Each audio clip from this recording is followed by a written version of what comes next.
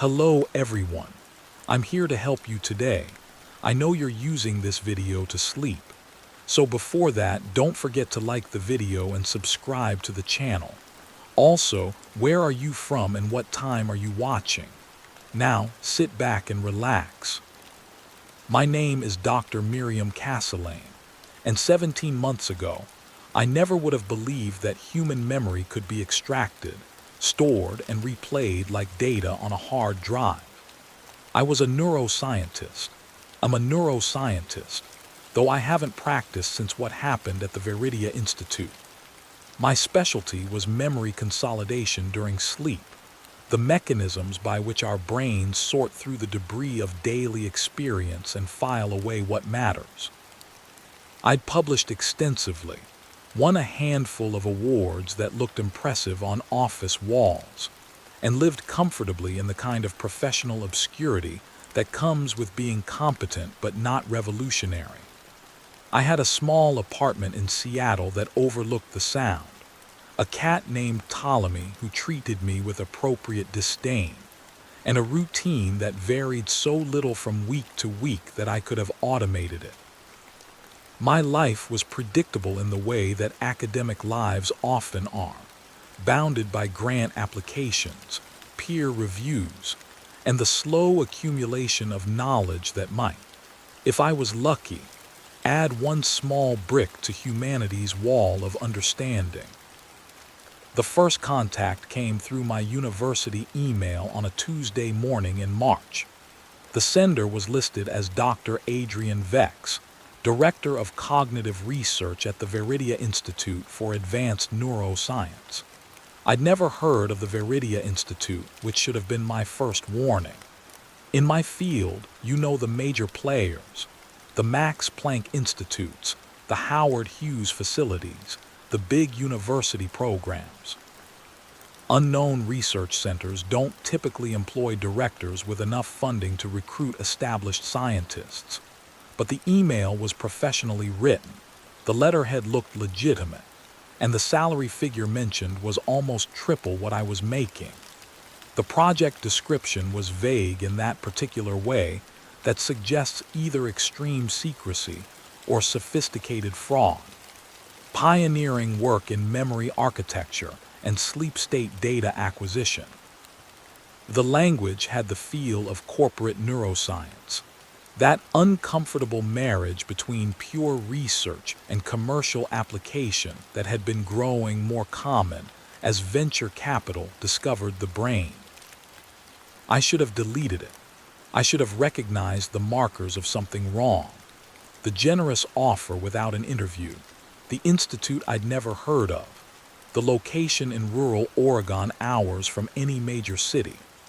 But my grant funding was running out. My department chair had made pointed comments about publication rates, and my last relationship had ended with the kind of mutual exhaustion that comes from two people realizing they have nothing left to say to each other. I was, in the particular way that educated professionals can be, desperate. Not for food or shelter, but for meaning, for the feeling that my work mattered, for escape from the grinding certainty that I would spend the next 30 years teaching undergraduates about REM sleep and writing papers that 7 people would read. I replied to the email that afternoon. Within an hour, I had a response containing a non-disclosure agreement, a contract, and detailed travel instructions. The NDA was extensive, covering not just research findings but the location of the facility, the names of other researchers, and even the general nature of the work. The penalties for violation were severe enough to make me pause, not just termination and loss of payment, but legal action that could extend to criminal prosecution under provisions of the Economic Espionage Act. I read through it twice, made a mental note to have a lawyer review it, and then signed it anyway without consulting anyone. The contract offered a 6-month position with possible extension, housing provided on site, and that remarkable salary. The travel instructions were oddly specific. I was to drive, not fly. I was to tell no one my exact destination. I was to arrive on a Sunday evening, entering through a service gate whose code would be texted to me 1 hour before my scheduled arrival. The 2 weeks before departure passed in a blur of preparation that felt increasingly surreal. I sublet my apartment to a graduate student, arranged for a colleague to care for Ptolemy, and packed my life into a storage unit and 2 large suitcases. My department chair seemed almost relieved when I told him about the sabbatical. I framed it as consulting work, which was technically true, and my few remaining friends in Seattle accepted my vague explanations with the kind of polite disinterest that told me how peripheral I'd become to their lives. I was 37 years old and could disappear from my city without leaving a significant gap in anyone's routine. That realization should have been more disturbing than it was. The drive to the Viridia Institute took 6 hours through increasingly remote countryside. I left Seattle on a gray Sunday morning, following Highway 5 south before cutting east into Oregon's interior. The landscape transformed gradually, the lush green of the coast giving way to the drier, more austere terrain of the high desert. Small towns appeared and disappeared along the highway, each one looking slightly more faded than the last, as if the energy was draining out of the landscape the farther I drove from population centers. I stopped for coffee in a place called Millbrook, a town of perhaps 300 people clustered around a single intersection. The woman who served me, gray-haired, with eyes that had the flat, assessing quality of someone who's seen too much of human nature, asked me where I was headed. I told her I was visiting family, and she nodded without interest, already turning back to her crossword puzzle. The last hour of the drive took me onto progressively smaller roads. Highway became county road, became unmarked 2-lane, became, finally, a private drive barely wider than my car. The trees here were different from the Douglas firs I was used to, juniper and ponderosa pine, their spacing suggesting water was scarce and competition fierce. The landscape had a stark, almost lunar quality, beautiful in an austere way that made me acutely aware of how far I was from anything resembling civilization. My phone had lost signal 40 minutes earlier. The GPS had become confused, offering conflicting directions before finally admitting it had no data for this area. I was navigating by the written instructions I'd been sent, trusting that each turn mentioned would actually exist.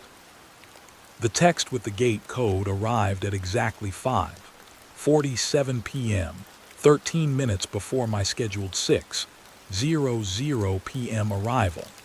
The timing was so precise it felt algorithmic, as if some system had been tracking my progress and knew exactly when I would reach the final checkpoint. The gate itself appeared around the next curve, heavy steel, 12 feet high, topped with what looked like ordinary security fencing, but was probably something more sophisticated. Cameras were mounted on poles on either side, their lenses tracking my car as I pulled up to the keypad. I entered the 6-digit code, and the gate swung open with the smooth silence of expensive machinery. Beyond it, the road improved dramatically, shifting from potholed asphalt to perfectly maintained pavement that curved through the forest with the kind of engineering that suggested serious money. The Viridia Institute revealed itself gradually as I followed the road through a series of switchbacks. First came a checkpoint building, unmanned but clearly monitoring my passage through more cameras and what I guessed were vehicle scanners. Then the forest opened up, and I could see the facility spread across a cleared valley, a central building of glass and steel that looked like it belonged in Silicon Valley, flanked by smaller structures that had the utilitarian appearance of dormitories or support facilities. The architecture was aggressively modern, all clean lines and expensive materials, but there was something about the proportions that felt slightly off, as if the buildings had been designed by someone who understood aesthetics but not quite how humans actually occupied space. The central research building was too tall for its footprint, creating an impression of looming rather than rising. The windows were large but tinted dark enough that I couldn't see inside, making the structure feel less like a workplace and more like a monument. I parked in a lot that held only 7 other vehicles, all of them expensive imports that made my aging Honda look like something that had wandered in from a different economic bracket. The air outside was cold and thin. We were at significant elevation, I realized, probably close to 6,000 feet. The sun was setting behind the western mountains, painting the clouds in shades of orange and purple that would have been beautiful if the setting hadn't felt so profoundly isolated. The silence was almost total. No traffic sounds, no aircraft, no human voices. Just wind moving through the pines with a sound like distant water, and somewhere very far away, the cry of a hawk or eagle marking territory. A woman was waiting for me at the entrance to the main building. She was perhaps 50, dressed in what I would come to recognize as the standard uniform of senior researchers here. Expensive casual clothes that managed to look both comfortable and professional, as if she'd raided the wardrobe of a tech CEO on vacation. Her hair was silver gray, cut in a severe bob that emphasized sharp features and eyes that seemed to catalog everything they saw with the kind of systematic attention I associated with fellow scientists. "Dr. Castellane," she said, extending a hand. Her grip was firm, cool, and precisely calibrated to the edge of uncomfortable. "I'm Dr. Vivienne Morrow, head of memory systems. Welcome to Viridia. How was your drive?" "Long," I said. "Remote." "That's intentional." She gestured for me to follow her inside. "Our work requires isolation, physical, informational, and psychological. You'll understand more once you've been briefed, but the basic principle is that we need to control absolutely every variable in our environment. External interference of any kind could compromise data integrity." The interior of the building matched the exterior aesthetic, expensive, modern, and subtly wrong. The lobby was 3 stories high, with exposed steel beams and glass catwalks connecting different sections. But the lighting was too uniform, eliminating all shadows in a way that made depth perception difficult. The air had a processed quality, perfectly temperature controlled but somehow lacking vitality, as if it had been filtered so thoroughly that every particle of organic matter had been removed. My footsteps on the polished concrete floor sounded too loud, echoing in ways that didn't quite match the acoustics I expected from the space. Dr. Morrow led me through a series of corridors, each one requiring her to scan a badge at a security reader. The doors were heavy and sealed with the kind of gaskets I associated with clean rooms or quarantine facilities. We passed other researchers. I counted 6 during our walk, and none of them made eye contact or acknowledged our presence. They moved with the focused purposefulness of people whose attention was entirely consumed by internal thoughts or distant objectives. One woman, younger than me and wearing a lab coat over jeans, walked past us while reading from a tablet, her fingers dancing across the screen in patterns that suggested she was manipulating complex data structures. She didn't look up even as she navigated around us with the unconscious precision of someone who had walked these halls hundreds of times. "You'll be in dormitory B," Dr. Morrow said, stopping at an unmarked door. "Your apartment is ready. Tomorrow morning, 8 00 a.m. Report to conference room 3 on the second floor of the main building for orientation and briefing. Do not attempt to access any lab spaces before then. Do not discuss your work with other researchers until after the security clearance is finalized. The cafeteria is on the ground floor, accessible 24 hours. Internet access in the dormitories is restricted to approved sites. You'll receive the access parameters with your orientation materials. Do you have questions? I had dozens of questions, but her tone suggested this wasn't the time for them. No, I said. She studied me for a moment, and I had the distinct impression I was being evaluated against some internal checklist. Whatever she saw apparently satisfied her. Good.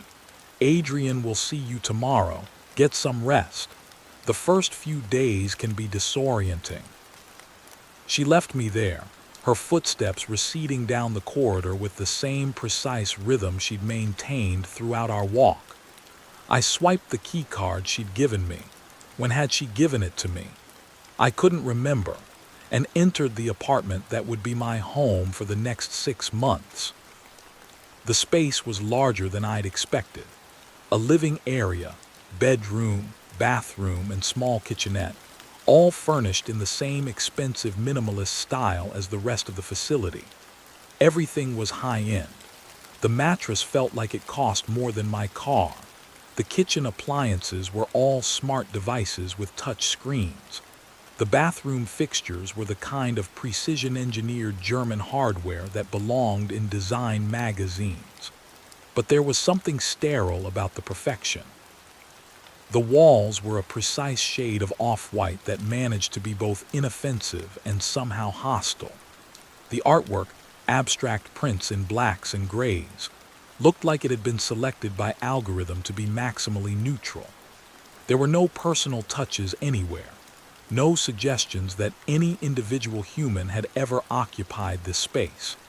It felt less like an apartment and more like a very expensive hotel room, the kind of place designed for transient occupation rather than living. I spent that first evening unpacking my suitcases and trying unsuccessfully to connect to the internet. My phone still had no signal, and the Wi-Fi network that appeared when I opened my laptop required credentials I hadn't been given. The television in the living room offered only internal channels, orientation materials, safety protocols, and a series of rotating screens showing various statistics I didn't understand. I tried the cafeteria around 7, walking through corridors that were well lit but somehow oppressive in their emptiness.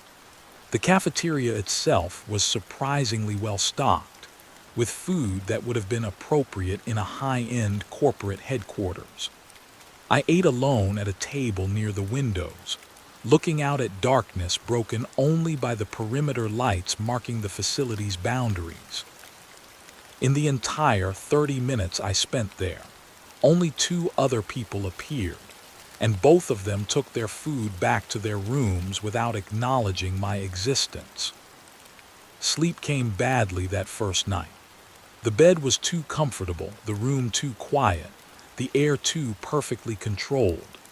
I found myself lying awake, hyper-aware of my heartbeat and breathing, listening for sounds that never came. At some point past midnight, I heard footsteps in the corridor outside my apartment, quick, purposeful, belonging to someone who knew exactly where they were going. They stopped outside my door for several seconds, and I held my breath, irrationally certain that whoever was out there could somehow hear me listening. Then the footsteps continued, fading into distance, and I was alone with the sound of my own pulse and the faint hum of the building's environmental systems. I must have dozed eventually, because I woke to my alarm at 6:30 a.m. with the disoriented feeling of having dreamed extensively but remembering nothing. The quality of light coming through the window seemed wrong somehow, too flat and even, until I realized that the glass was actually a sophisticated screen showing a high-resolution image of what sunrise probably looked like from this location. Real windows, apparently, were a security risk. The orientation briefing began promptly at 8. Conference Room 3 was on the second floor of the main building, accessible through another series of security doors that my new credentials miraculously opened. The room itself was dominated by a long table of polished wood and a wall-sized display screen currently showing the Viridia Institute logo. A stylized brain rendered in silver and blue, with data streams flowing through the neural pathways. 6 other people were already seated when I arrived, all of them maintaining the same careful spacing that suggested either social anxiety or highly developed territorial instincts. I took a seat near the middle of the table, nodding to the woman on my left, who responded with the barest acknowledgement before returning her attention to her tablet. Dr. Adrian Vex entered at exactly 8:00 a.m., and I understood immediately why he was the director. He had the kind of presence that seemed to bend space around him. Not through size. He was actually quite small, maybe 5'6" and slender, but through an intensity of focus that made everything else feel peripheral. His age was impossible to determine. He could have been anywhere from 40 to 60, with features that were sharp and precise in a way that suggested either excellent genetics or subtle cosmetic work. He wore black jeans and a black pullover that probably cost more than my entire wardrobe, and his movements had the controlled efficiency of someone who'd optimized every gesture to eliminate wasted effort. "Good morning," he said, his voice carrying easily through the room without being loud. "Thank you for joining us at Viridia. You're here because you're the best in your respective fields, and because our work requires not just excellence but absolute discretion. What you're about to learn is not just proprietary, it's transformative. What we're doing here will fundamentally change how humanity understands consciousness, memory, and the nature of subjective experience." He touched the display screen, and the logo dissolved into what looked like a three-dimensional map of neural connections, impossibly detailed, showing individual synapses firing in real-time patterns that created waves of activity across the structure. "This is a human brain during deep sleep," he continued. "Specifically, during the consolidation phase when short-term memories are being processed and integrated into long-term storage. Standard neuroscience tells us this process is electrochemical, that memories are encoded in the physical structure of neural connections, strengthened or weakened through repeated activation. That understanding is correct as far as it goes, but it's incomplete." The display shifted, showing the same neural map, but with additional layers of information overlaid, patterns of light and color that didn't correspond to any brain regions I recognized. What we've discovered is that memory isn't just electrochemical. It's also informational in a way that transcends the physical medium. The brain doesn't just store memories, it broadcasts them.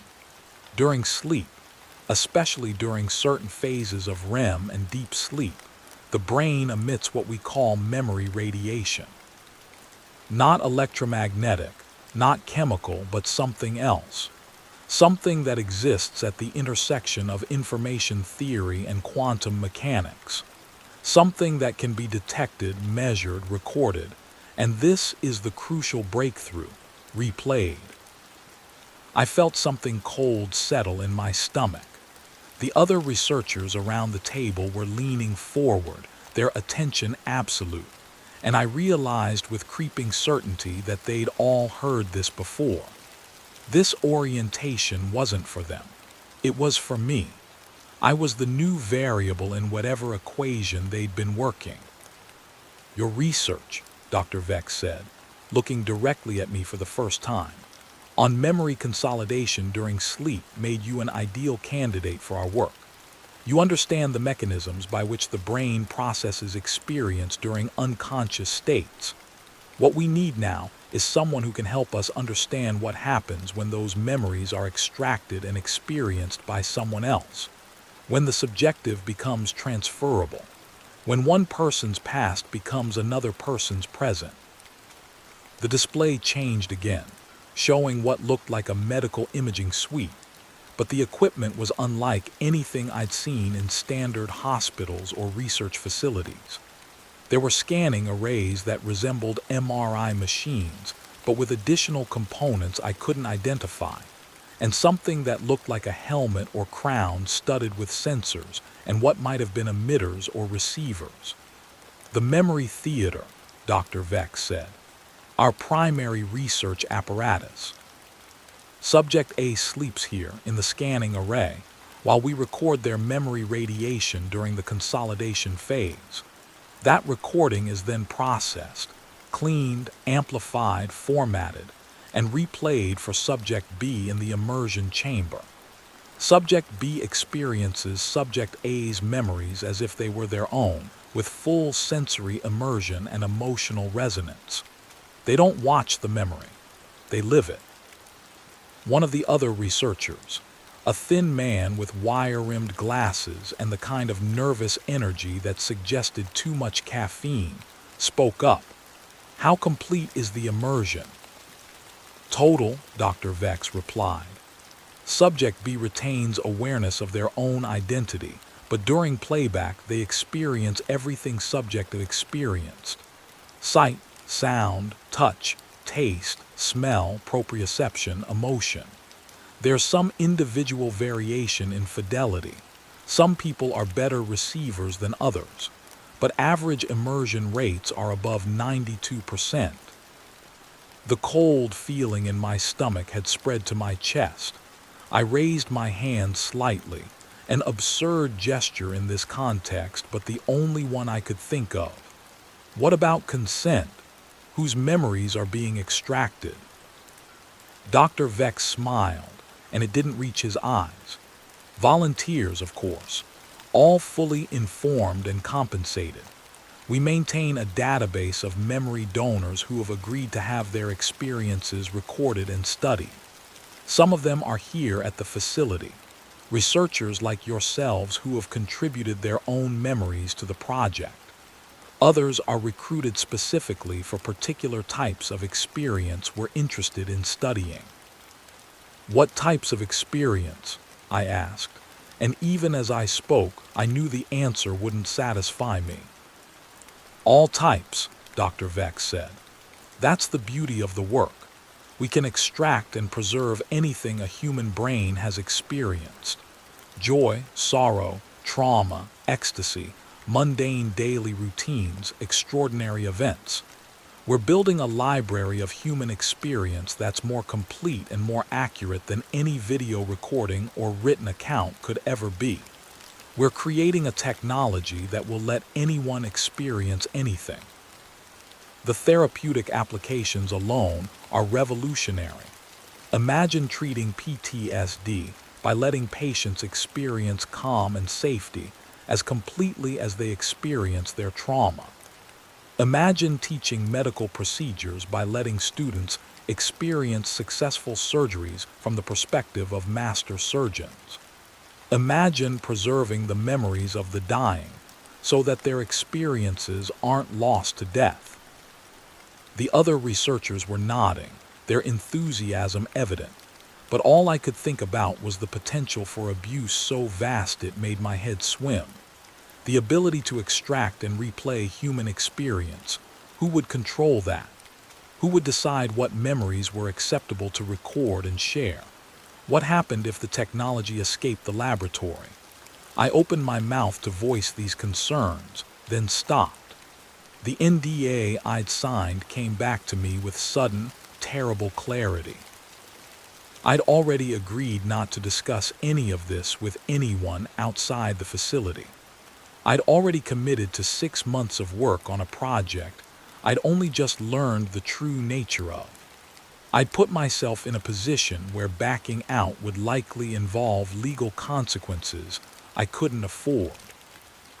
Dr. Vex was watching me with an expression that suggested he could read every thought crossing my face. "I know it's a lot to process," he said. "Take today to review the orientation materials.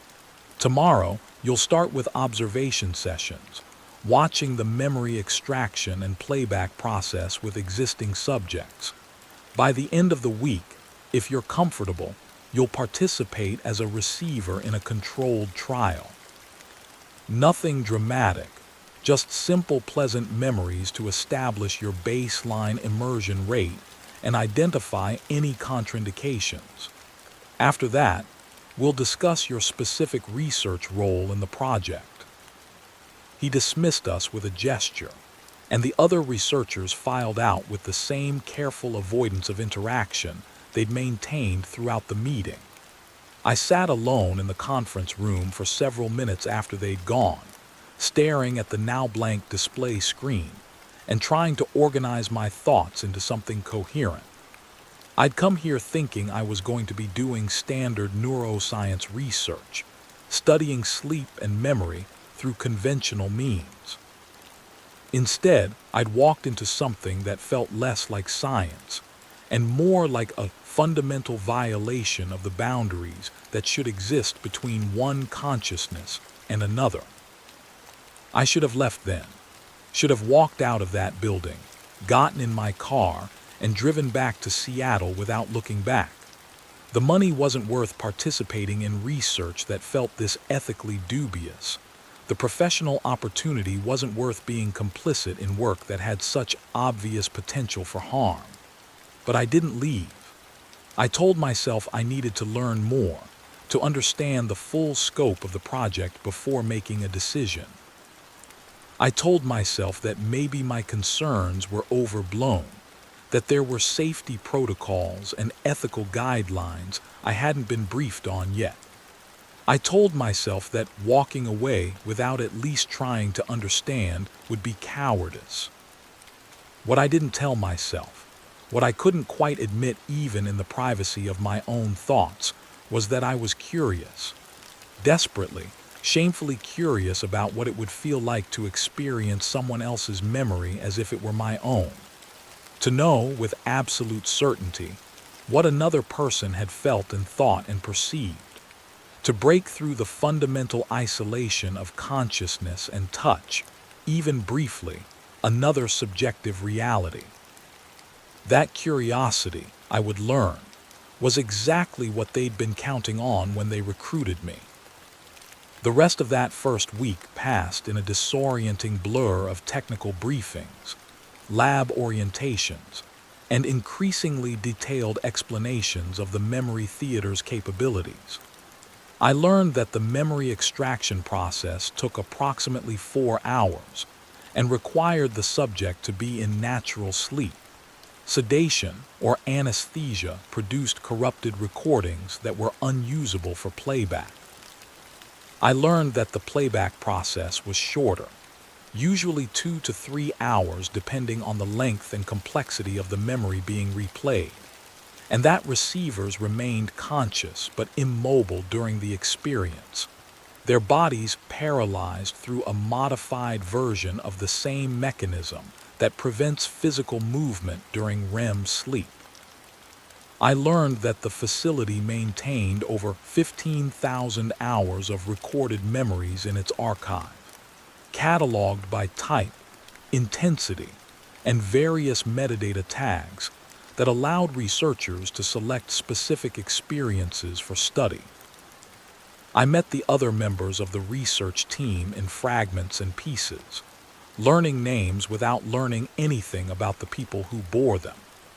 Dr. Vivienne Morrow, who'd met me on my first day, headed the Memory Systems Division and seemed to view the entire project through a lens of pure information theory, treating human experience as just another form of data to be processed and analyzed. Dr. Kenneth Thorne led the Neurology Division, focusing on the physiological effects of memory playback on receivers' brain structures. His work suggested that repeated exposure to others' memories could actually create physical changes in neural architecture, though whether those changes were beneficial or harmful remained unclear. Dr. Lisa Hayworth ran the Ethics and Safety Committee, though the more I learned about the project, the more perfunctory that oversight seemed to be. On Thursday of that first week, I attended my first observation session. The memory theater occupied the entire third floor of the main building, accessible only through a security checkpoint that required both badge access and biometric verification. The extraction chamber was exactly as Dr. Vex had described it, a modified medical scanner with additional sensor arrays that surrounded the sleeping subject in a gentle cocoon of monitoring equipment. The subject that morning was a woman I'd seen in the cafeteria, but never spoken to, perhaps 30 years old, with dark hair and the kind of unremarkable features that would make her easy to forget in a crowd. She was already asleep when I arrived, her brain activity displayed on multiple monitors showing the characteristic patterns of deep sleep. Dr. Morrow stood at the control console, her fingers moving across touch screens with practiced efficiency. "We're in the consolidation phase now," she explained without looking up. "You can see the theta wave patterns here, indicating memory processing. The subject had a series of structured experiences yesterday. We exposed her to a specific sequence of sensory stimuli in a controlled environment, and her brain is now integrating those experiences into long-term storage. Our equipment detects and records the memory radiation emitted during this process." I watched the monitors, trying to correlate what I was seeing with my understanding of normal sleep neurology. The baseline patterns were familiar: the slow waves of deep sleep, the occasional bursts of activity that suggested dream states. But there were additional signals I didn't recognize, frequencies and patterns that didn't correspond to normal electroencephalography. "What are those?" I asked, pointing to a display showing rapid oscillations in what looked like a completely different data structure from the standard EEG readings. "That's the memory radiation," Dr. Morrow said. "It exists in what we call the theta-adjacent spectrum, not quite electromagnetic, not quite quantum, but somewhere in between. Standard neuroscience equipment can't detect it, which is why this phenomenon wasn't discovered until we developed the specialized sensors you see here. The radiation has characteristics of both waves and particles, and it carries encoded information about the subjective experience being consolidated." The session continued for another 3 hours. I watched as the subject's brain processed her previous day's experiences, watched as Dr. Morrow and her team captured and stored those processes in digital form, watched as what should have been the most private aspect of human consciousness was reduced to files and data structures. When the subject woke, naturally, gently, showing no signs of distress, she was paid $500 and dismissed with instructions to return the following week for another session.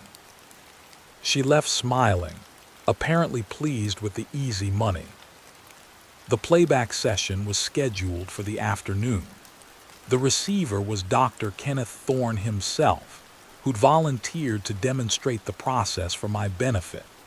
The immersion chamber was smaller than the extraction chamber, more intimate, with the receiver's chair positioned at the center of a circular array of equipment that reminded me uncomfortably of an electric chair. Dr. Thorne settled into the seat with the ease of long familiarity, allowing Dr. Morrow to attach sensor, leads to his scalp, and secure the modified helmet that would deliver the memory playback directly to his neural pathways. The playback will last approximately 90 minutes, Dr. Morrow explained to me. During that time, Dr. Thorne will experience the memory we recorded this morning as if it were his own. He'll retain awareness of his actual identity and current location, but his sensory perception will be completely dominated by the playback. Physiologically, his body will respond as if the experiences were actually happening.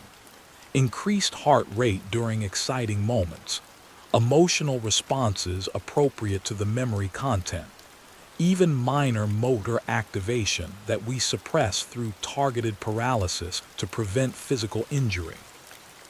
She initiated the playback sequence, and I watched Dr. Thorne's face transform. His eyes closed, his breathing deepened, and small movements passed across his features. A smile, a slight tension around the eyes, reactions to experiences I couldn't perceive but that were, for him, completely real. The monitoring equipment showed his brain activity synchronizing with the patterns that had been recorded that morning, his neural networks literally recreating another person's subjective experience. 90 minutes later, when the playback ended and the equipment powered down, Dr. Thorne opened his eyes and sat in silence for several moments before speaking. "That never gets old," he finally said, his voice slightly hoarse. "The fidelity is remarkable. I could taste the coffee she had for breakfast. I could feel the texture of her sweater against her skin. I knew her thoughts, her reactions to the sensory experiences we designed for her. For 90 minutes, I wasn't Kenneth Thorne. I was Alexandra Payne, experiencing her world through her perceptions." "How do you feel?" Dr. Morrow asked, her tone clinical. "Disoriented," he admitted. "It always takes a few minutes to fully relocate myself in my own identity. The transition isn't sharp. It's like waking from a very vivid dream, except the dream was someone else's waking life. But I'm fine. No adverse effects, no lasting disorientation. I'll write up the session report this evening." I left the memory theater feeling profoundly unsettled. What I'd witnessed was technically impressive, the kind of breakthrough that should have been exciting from a pure research perspective. But the implications kept circling in my mind like predatory birds. The technology to experience another person's subjectivity, to literally inhabit their consciousness, was something that should have required decades of ethical debate and careful consideration. Instead, it was being developed in a private facility with minimal oversight, funded by sources I hadn't been told about, for purposes that remained deliberately vague. That evening, I violated protocol for the first time. The facility's internet restrictions were extensive, but they weren't perfect. I'd noticed during my apartment's initial Wi-Fi configuration that the network security had the characteristic vulnerabilities of systems designed for convenience rather than true protection. It took me about 40 minutes to find a workaround that gave me access to unrestricted web searches, and another 20 minutes to start researching the Veridia Institute and its funding sources. The official information was sparse to the point of deliberate obscurity. The Institute was registered as a private research foundation, incorporated in Delaware, with no public board of directors and no disclosure of funding sources. The few mentions I could find in academic publications were all from Veridia researchers themselves, publishing in minor journals that didn't have rigorous peer review. There were no news articles, no press releases, no evidence that the Institute had any public presence whatsoever. The unofficial information was more interesting and significantly more concerning. On several conspiracy theory forums, normally sources I dismissed immediately, I found references to Veridia that suggested the Institute had connections to defense contractors and intelligence agencies. One poster claimed to have worked at the facility as a maintenance contractor and described security measures more appropriate for classified military research than private neuroscience.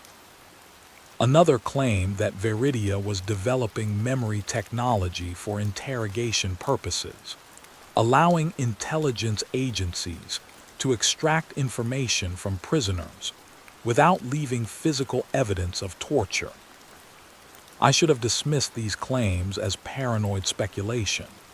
Conspiracy theorists see sinister patterns in everything, and the idea that a private research institute was secretly developing interrogation technology for the government was exactly the kind of claim that flourished in the absence of real information. But I couldn't quite shake the feeling that there might be truth beneath the exaggeration. The level of security at the facility, the isolation, the extensive NDAs, the vague references to applications without specific details, all of it pointed to something beyond pure academic research.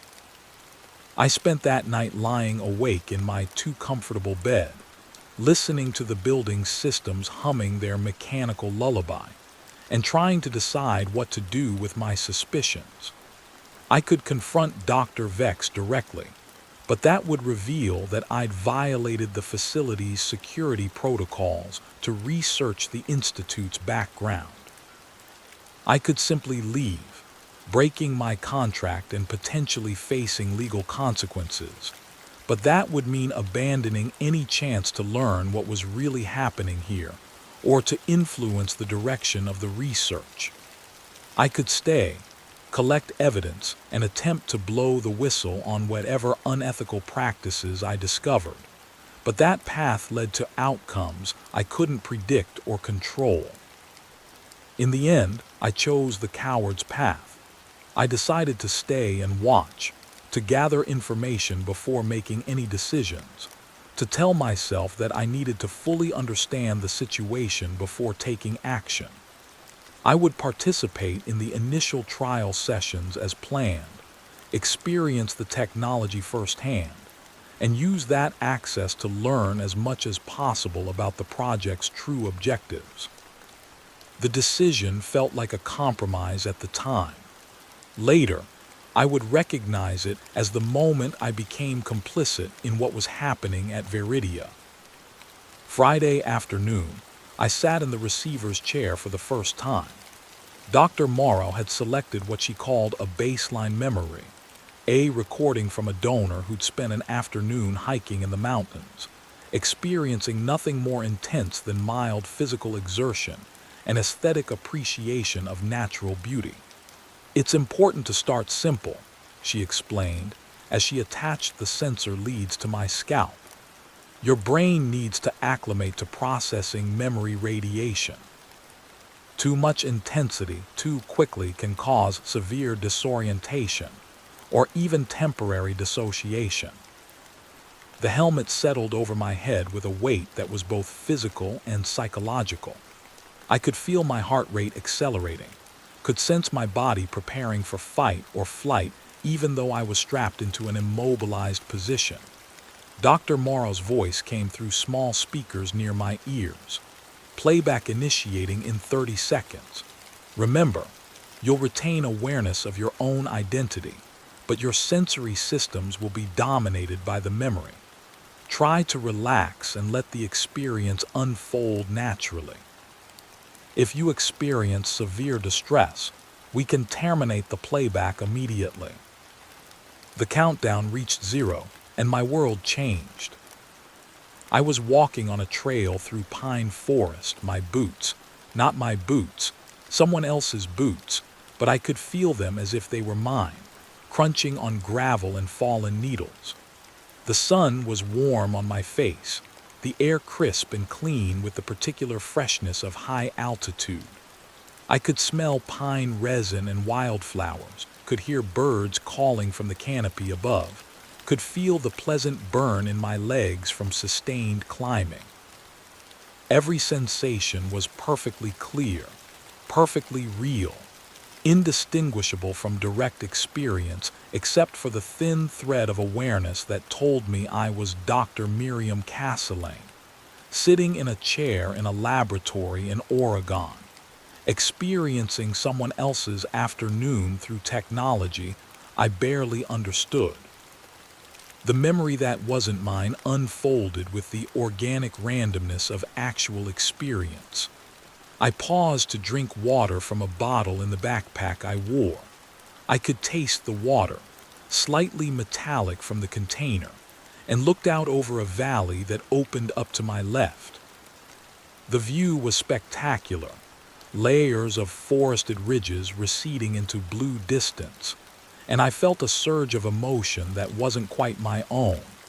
Satisfaction, peace, a kind of contentment that came from physical effort and natural beauty combining in a moment of perfect balance. The donor's thoughts were accessible to me in fragments, not as words but as impressions and associations. Pleasure at having chosen this trail, anticipation of reaching the summit, a faint worry about finishing before dark that dissolved almost as soon as it formed.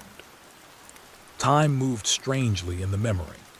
I experienced the full 90-minute hike, but it felt simultaneously compressed and extended, as if my brain was processing both the memory's duration and my actual time in the chair as parallel streams that occasionally interfaced but never quite merged. I reached the summit, a rocky outcrop with a steel marker indicating elevation, and sat on sun-warmed stone to eat an apple whose taste exploded across my palate with almost hallucinogenic intensity. I felt muscles relaxing, felt the satisfaction of achievement, felt the donor's mind wandering through thoughts about work and relationships and mundane plans for the coming week. Then, gradually, the intensity began to fade. The sensory clarity diminished like vision adjusting to darkness in reverse, the donor's thoughts becoming more distant, the physical sensations of hiking softening into abstraction. I became aware again of my actual body in the chair, of the helmet's weight on my head, of Dr. Morrow's voice speaking words I couldn't quite process. The transition was disorienting in a way I hadn't anticipated, not painful, but profoundly strange, like surfacing from deep water and temporarily forgetting how to breathe air. The helmet lifted away. Dr. Morrow's face swam into focus, her expression clinically attentive. "How do you feel?" I tried to speak and found my throat dry. Someone handed me water when had anyone else entered the room, and I drank before attempting words again. I was hiking. I could taste the apple. I could feel tired muscles, but I've never been on that trail. I've never owned those boots. That wasn't me, but it was completely real. Baseline immersion rate of 87%, Dr. Morrow said, apparently to the other person in the room, who I now recognized as Dr. Thorne. Excellent for a first exposure. Some receivers never achieve above 70%, even with repeated sessions. Dr. Castelain, you appear to be a naturally strong receiver. That's good news for the research program. I sat in the chair for another 10 minutes while they monitored my recovery. The disorientation faded gradually, my sense of self reassembling like puzzle pieces, finding their proper positions. But something had changed. I'd experienced someone else's subjectivity, had inhabited their perceptions and emotions and physical sensations so completely that my own memories of the event, memories that weren't really mine, now existed alongside my actual autobiographical history. I could remember hiking that trail, could recall the taste of that apple, but I also knew with absolute certainty that I had never done those things. The contradiction existed in my mind without resolution, two mutually exclusive truths occupying the same mental space. The dissociation will decrease with repeated exposure, Dr. Thorne said, reading something in my expression. Your brain learns to compartmentalize received memories separately from authentic autobiographical content. Eventually, you'll be able to experience playback with full immersion while maintaining clear awareness that you're accessing someone else's experience. It becomes more like reading a very vivid book, engaging and effective, but clearly distinct from your own life. That weekend, I had no official duties, and the facility felt even more abandoned than usual. I spent Saturday exploring the grounds, mapping out the various buildings and outdoor spaces within Veridia's perimeter. The complex was larger than I'd initially realized, with several structures whose purposes weren't immediately obvious. One building near the eastern perimeter had no windows at all, and seemed to exist in deliberate isolation from the rest of the facility. Another, partially hidden by trees, had the reinforced appearance of a bunker or secure storage facility. I encountered only 3 other people during my entire Saturday walk, and none of them seemed interested in conversation. One was Dr. Hayworth from Ethics and Safety, who nodded curtly when our paths crossed, but offered nothing beyond basic politeness. Another was a younger researcher I hadn't met, who practically fled when I attempted to introduce myself. The third was a man in his 50s wearing maintenance coveralls, who responded to my greeting with silence and a look that suggested I'd violated some protocol by acknowledging his existence. Sunday, I spent most of the day in my apartment, reading through the technical documentation I'd been given about the memory theater systems. The science was genuinely impressive, a synthesis of neurology, quantum mechanics, and information theory that pushed far beyond anything I'd seen in peer-reviewed literature. The memory radiation they discovered appeared to be a previously unknown phenomenon that emerged from specific configurations of neural activity during sleep. The extraction technology could detect and record this radiation with extraordinary precision, capturing not just the sensory content of memories, but the emotional and cognitive association that made them subjectively meaningful. What troubled me most as I read was the absence of any serious discussion of limitations or risks. The documentation acknowledged minor side effects, temporary disorientation, occasional headaches, rare instances of mild dissociation, but treated them as trivial inconveniences rather than warning signs. There was no mention of long-term effects on receivers who underwent repeated playback sessions. No discussion of psychological risks from experiencing traumatic memories. No acknowledgement that the technology could be used for purposes far beyond the therapeutic and educational applications Dr. Vex had emphasized. Monday morning began the second week of my time at Veridia, and with it came my formal integration into the research program. I was assigned to work with Dr. Mara on refining the extraction protocols, specifically focusing on improving the clarity of emotional content in recorded memories.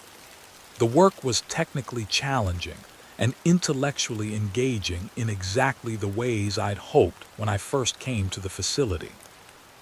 We were mapping new territory in neuroscience, developing methodologies that would have seemed like science fiction just years earlier. But the ethical problems kept intruding on my ability to appreciate the science. During that second week, I observed extraction sessions with 5 different donors, and the pattern I noticed was deeply concerning. All of them were financially desperate people recruited through methods that weren't clearly explained. One was a single mother whose car had broken down and who needed the $500 session payment to cover repairs. Another was a veteran with medical bills he couldn't pay. A third was a graduate student drowning in loan debt. None of them seemed to fully understand what they were consenting to when they agreed to have their memories extracted. I raised this concern with Dr. Hayworth on Thursday afternoon. Her office was on the first floor of the main building, a small room that somehow managed to be even more sterile than the rest of the facility. She listened to my concerns with an expression of polite patience that suggested she'd heard similar objections before. All donors sign informed consent documents that fully explain the extraction process and the potential uses of their recorded memories, she said when I'd finished. We comply with all applicable regulations regarding human subjects research. The fact that some donors have financial motivations for participation doesn't invalidate their consent. But do they really understand? I pressed. One woman I talked to thought we were just taking brain scans. She had no concept that her actual subjective experiences were being recorded and could be replayed for other people. Dr. Hayworth's expression cooled slightly. The consent documents are very clear. If donors choose not to read them carefully, that's unfortunate, but it doesn't constitute a failure of our ethical procedures. Dr. Castellane, I appreciate your concerns, but you've been here less than 2 weeks. You don't yet have the full context for how we operate. I suggest you focus on your assigned research and trust that the Ethics and Safety Committee is adequately addressing these issues. The dismissal was polite but absolute. I left her office with the growing conviction that the Ethics and Safety Committee existed primarily to provide cover for research that would never pass review at any legitimate academic institution. That evening, I made my second major decision since arriving at Veridia. I would document everything I could about the project and maintain a record that could be used for whistleblowing if necessary. The facility's security made this challenging, but not impossible. I began keeping detailed notes in a physical journal. Paper couldn't be remotely monitored or deleted, and started memorizing the names and details of donors I encountered. If I eventually decided to expose what was happening here, I would need evidence more substantial than vague suspicions. The third week brought my first exposure to intense memories. Dr. Morrow had been gradually increasing the emotional content of the playback sessions I received, moving from pleasant but bland experiences to moments of greater significance. On Tuesday, I experienced a wedding ceremony from the bride's perspective. The overwhelming joy mixed with nervousness, the surreal quality of being the center of attention, the specific pressure of the wedding dress against my ribs, and the weight of the veil on my head. On Thursday, I received a memory of childbirth, experiencing both the physical agony and the complex emotional cascade that accompanied bringing new life into the world. These intense memories had effects that lasted long after the playback sessions ended. The wedding memory left me feeling oddly nostalgic for a marriage that had never been mine, for a husband whose face I could remember perfectly despite never having met him. The childbirth memory was worse. I found myself thinking about the child I'd given birth to, feeling maternal emotions for a baby who existed somewhere in the world but had no actual connection to me. Dr. Thorne assured me this was normal, that the emotional residue would fade within a few days, but the experience of having authentic feelings for people and events from someone else's life was profoundly disturbing. It was during the 4th week that I first encountered Marcus Fenn, and everything about my understanding of Veridia's work began to shift into something far darker. I'd been assigned to observe an extraction session with a new donor, and when I arrived at the memory theater, I found Dr. Vex already there, deep in conversation with a man I didn't recognize. The stranger was perhaps 40, with the controlled posture and assessing gaze of military or intelligence background. He wore civilian clothes, expensive casual wear similar to what the senior researchers favored. But something about how he carried himself marked him as fundamentally different from the academics who populated Veridia. Dr. Vex noticed my arrival and gestured me over. "Dr. Castellane, this is Marcus Fenn. He's a consultant working with us on some specialized applications of the technology." Marcus, Dr. Castellane is our newest researcher, specializing in memory consolidation. Fenn extended a hand, and his grip was exactly what I'd expected. Firm to the point of aggression, held just long enough to establish dominance. "Pleasure," he said, though his tone suggested the word was purely formal. His eyes were gray and flat, showing about as much warmth as surveillance cameras. "Mr. Fenn has brought us a donor with a particularly interesting experiential profile," Dr. Vex continued. "Military background, multiple combat deployments, extensive exposure to high-stress situations. We're hoping to extract some memories that will help us understand how the brain processes extreme stress and trauma." I must have shown my discomfort because Dr. Vex added, "The donor is fully consenting and well compensated.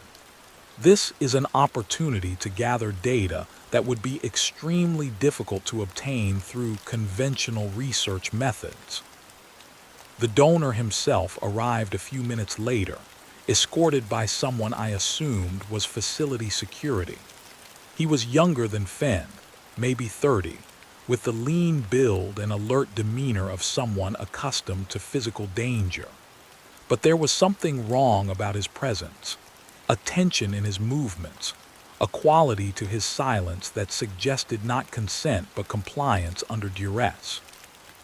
He didn't make eye contact with anyone, didn't respond to Dr. Morrow's polite attempts at conversation, simply positioned himself in the extraction chamber with the mechanical obedience of someone following orders. The extraction session proceeded normally from a technical standpoint.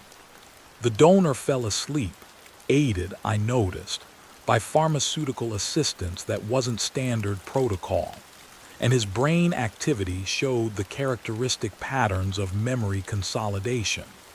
But watching the monitors, seeing the specific patterns that indicated traumatic memory processing, I felt sick.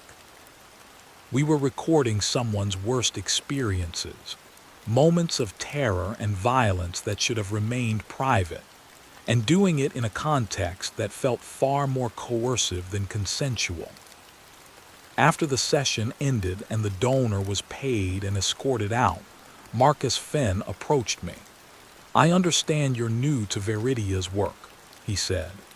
"Dr. Vex tells me you have concerns about the ethical dimensions of the research."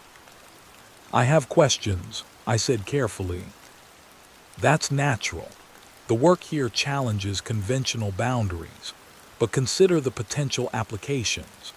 Memory technology like this could revolutionize how we prepare soldiers for combat stress, how we treat veterans with PTSD, how we train personnel for high-risk operations. The memories we recorded today, yes, they're difficult, traumatic even, but studying them could save countless lives by helping us understand how the human mind processes extreme adversity." The argument was seductive in its reasonableness, and I recognized the manipulation even as I felt its pull. "That assumes the technology will be used for those purposes," I said. "What's to prevent it from being weaponized, used for interrogation or psychological warfare?" Fenn smiled, and it was one of the least reassuring expressions I'd ever seen. "Dr. Castellane, any technology can be weaponized. Medical research produces nerve agents. Nuclear physics gives us bombs. But we don't stop the research because of that potential. We develop safeguards, controls, ethical frameworks. That's what we're doing here. Are we? I asked. Because from what I've seen, the ethical oversight at this facility is minimal at best. His smile didn't waver. You've been here less than a month. Perhaps you should reserve judgment until you have more complete information about our protocols and objectives. The conversation ended there, but the encounter left me deeply unsettled. Marcus Fenn wasn't a researcher or a consultant in any conventional sense. He was something else, a handler, a liaison, someone who existed at the intersection between Veridia's work and purposes that remained deliberately obscure. And the memory we'd extracted from the combat veteran wasn't going to be used for therapy or training. I knew that with the kind of intuitive certainty that sometimes precedes conscious reasoning. It was going to be studied for weaponization purposes, for understanding how to break down or control minds through targeted exposure to trauma. That night, I expanded my documentation efforts. I began sketching maps of the facility, noting which areas were restricted and what security measures protected them. I started keeping a detailed log of who visited Veridia and when, paying special attention to anyone like Marcus Fenn who didn't fit the profile of academic researchers. I photographed documents when I could do so safely, using my phone's camera with location services disabled to avoid creating traceable metadata. I also began testing the limits of the facility's restrictions. Small acts of protocol violation, accessing areas slightly beyond my clearance level, staying in labs after hours, asking questions that pushed at the boundaries of acceptable curiosity. None of it was dramatic enough to trigger serious security response, but each test taught me something about how Veridia operated and where its vulnerabilities might lie. The 5th week brought my first voluntary contribution to the memory archive.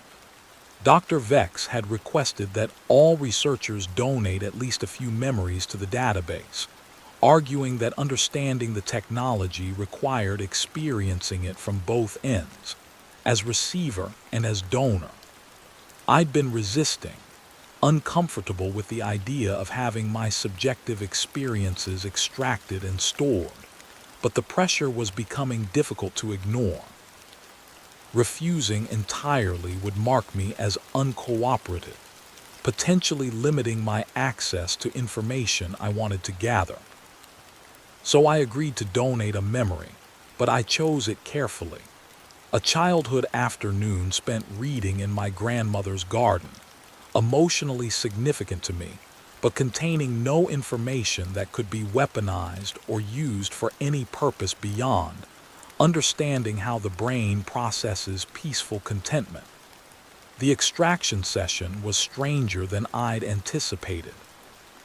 I'd experienced playback many times by this point, but being the donor was different.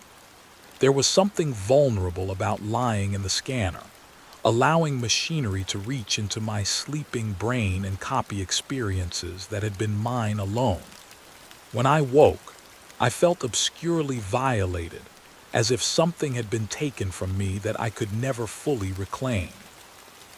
Dr. Morrow assured me this feeling was common and temporary. Your memories aren't actually removed, she explained. They're copied. You retain full access to the original experiences. The discomfort you're feeling is psychological, not neurological, a natural response to the intimacy of the process. But the discomfort lingered. That evening, I accessed the archive database.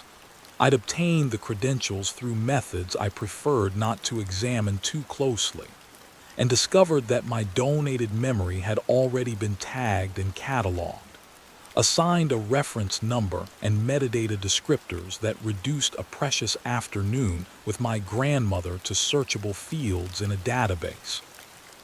Anyone with appropriate access could now experience that memory, could inhabit my childhood consciousness and feel what I'd felt sitting in that garden.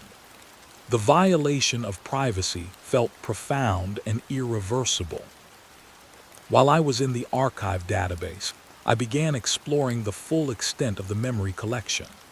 The catalog was vast, containing thousands of entries organized by type, intensity, donor demographics, and application tags.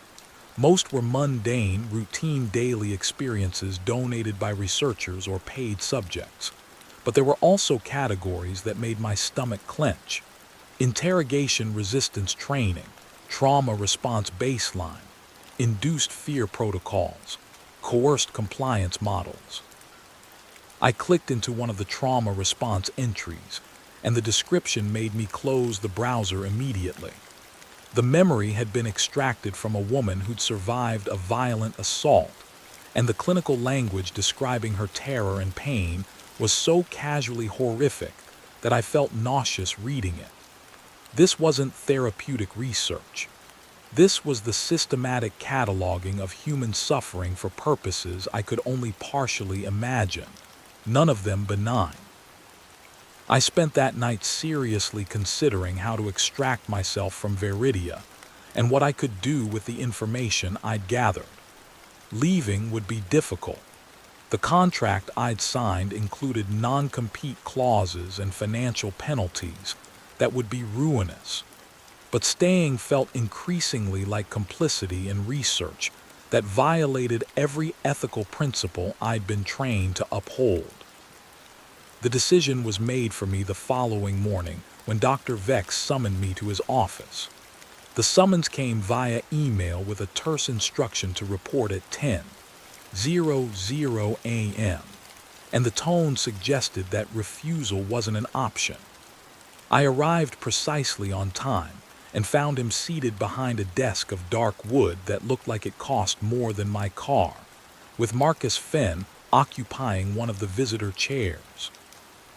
"Dr. Castellane," Vex said without preamble, "we've been monitoring your work here with great interest. Your reception capabilities are exceptional, and your background in memory consolidation has proven invaluable to refining our extraction protocols. We'd like to offer you an expanded role in the project." "What kind of role?" I asked, remaining standing despite the empty chair. "Research lead for a new initiative we're developing. It involves studying how received memories interact with existing autobiographical content in long-term receivers. Specifically, we're interested in whether repeated exposure to carefully selected memories can modify personality traits, behavioral patterns, and decision-making tendencies." The implications hit me like physical force. They were talking about using memory technology for behavioral modification, for reprogramming human consciousness through systematic exposure to designed experiences. "That's not research," I said. "That's brainwashing." Fenn spoke for the first time. "That's a crude term for a sophisticated process. Consider the therapeutic applications. Treating addiction by allowing patients to experience the perspective of someone who's successfully overcome substance dependence. Treating violent behavior by allowing criminals to experience their actions from their victims' perspectives.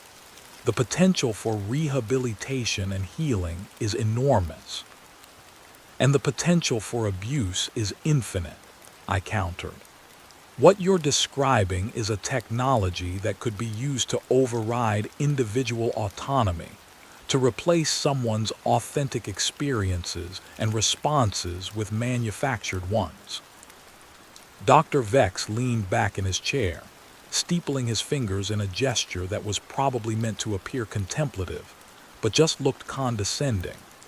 "Dr. Castellane, I understand your concerns. They're not unlike the concerns that greeted every major advance in psychology and neuroscience. ECT, psychopharmaceuticals, cognitive behavioral therapy, all of them were initially viewed as dangerous invasions of mental autonomy. And yet all of them, when properly applied, have relieved enormous amounts of human suffering.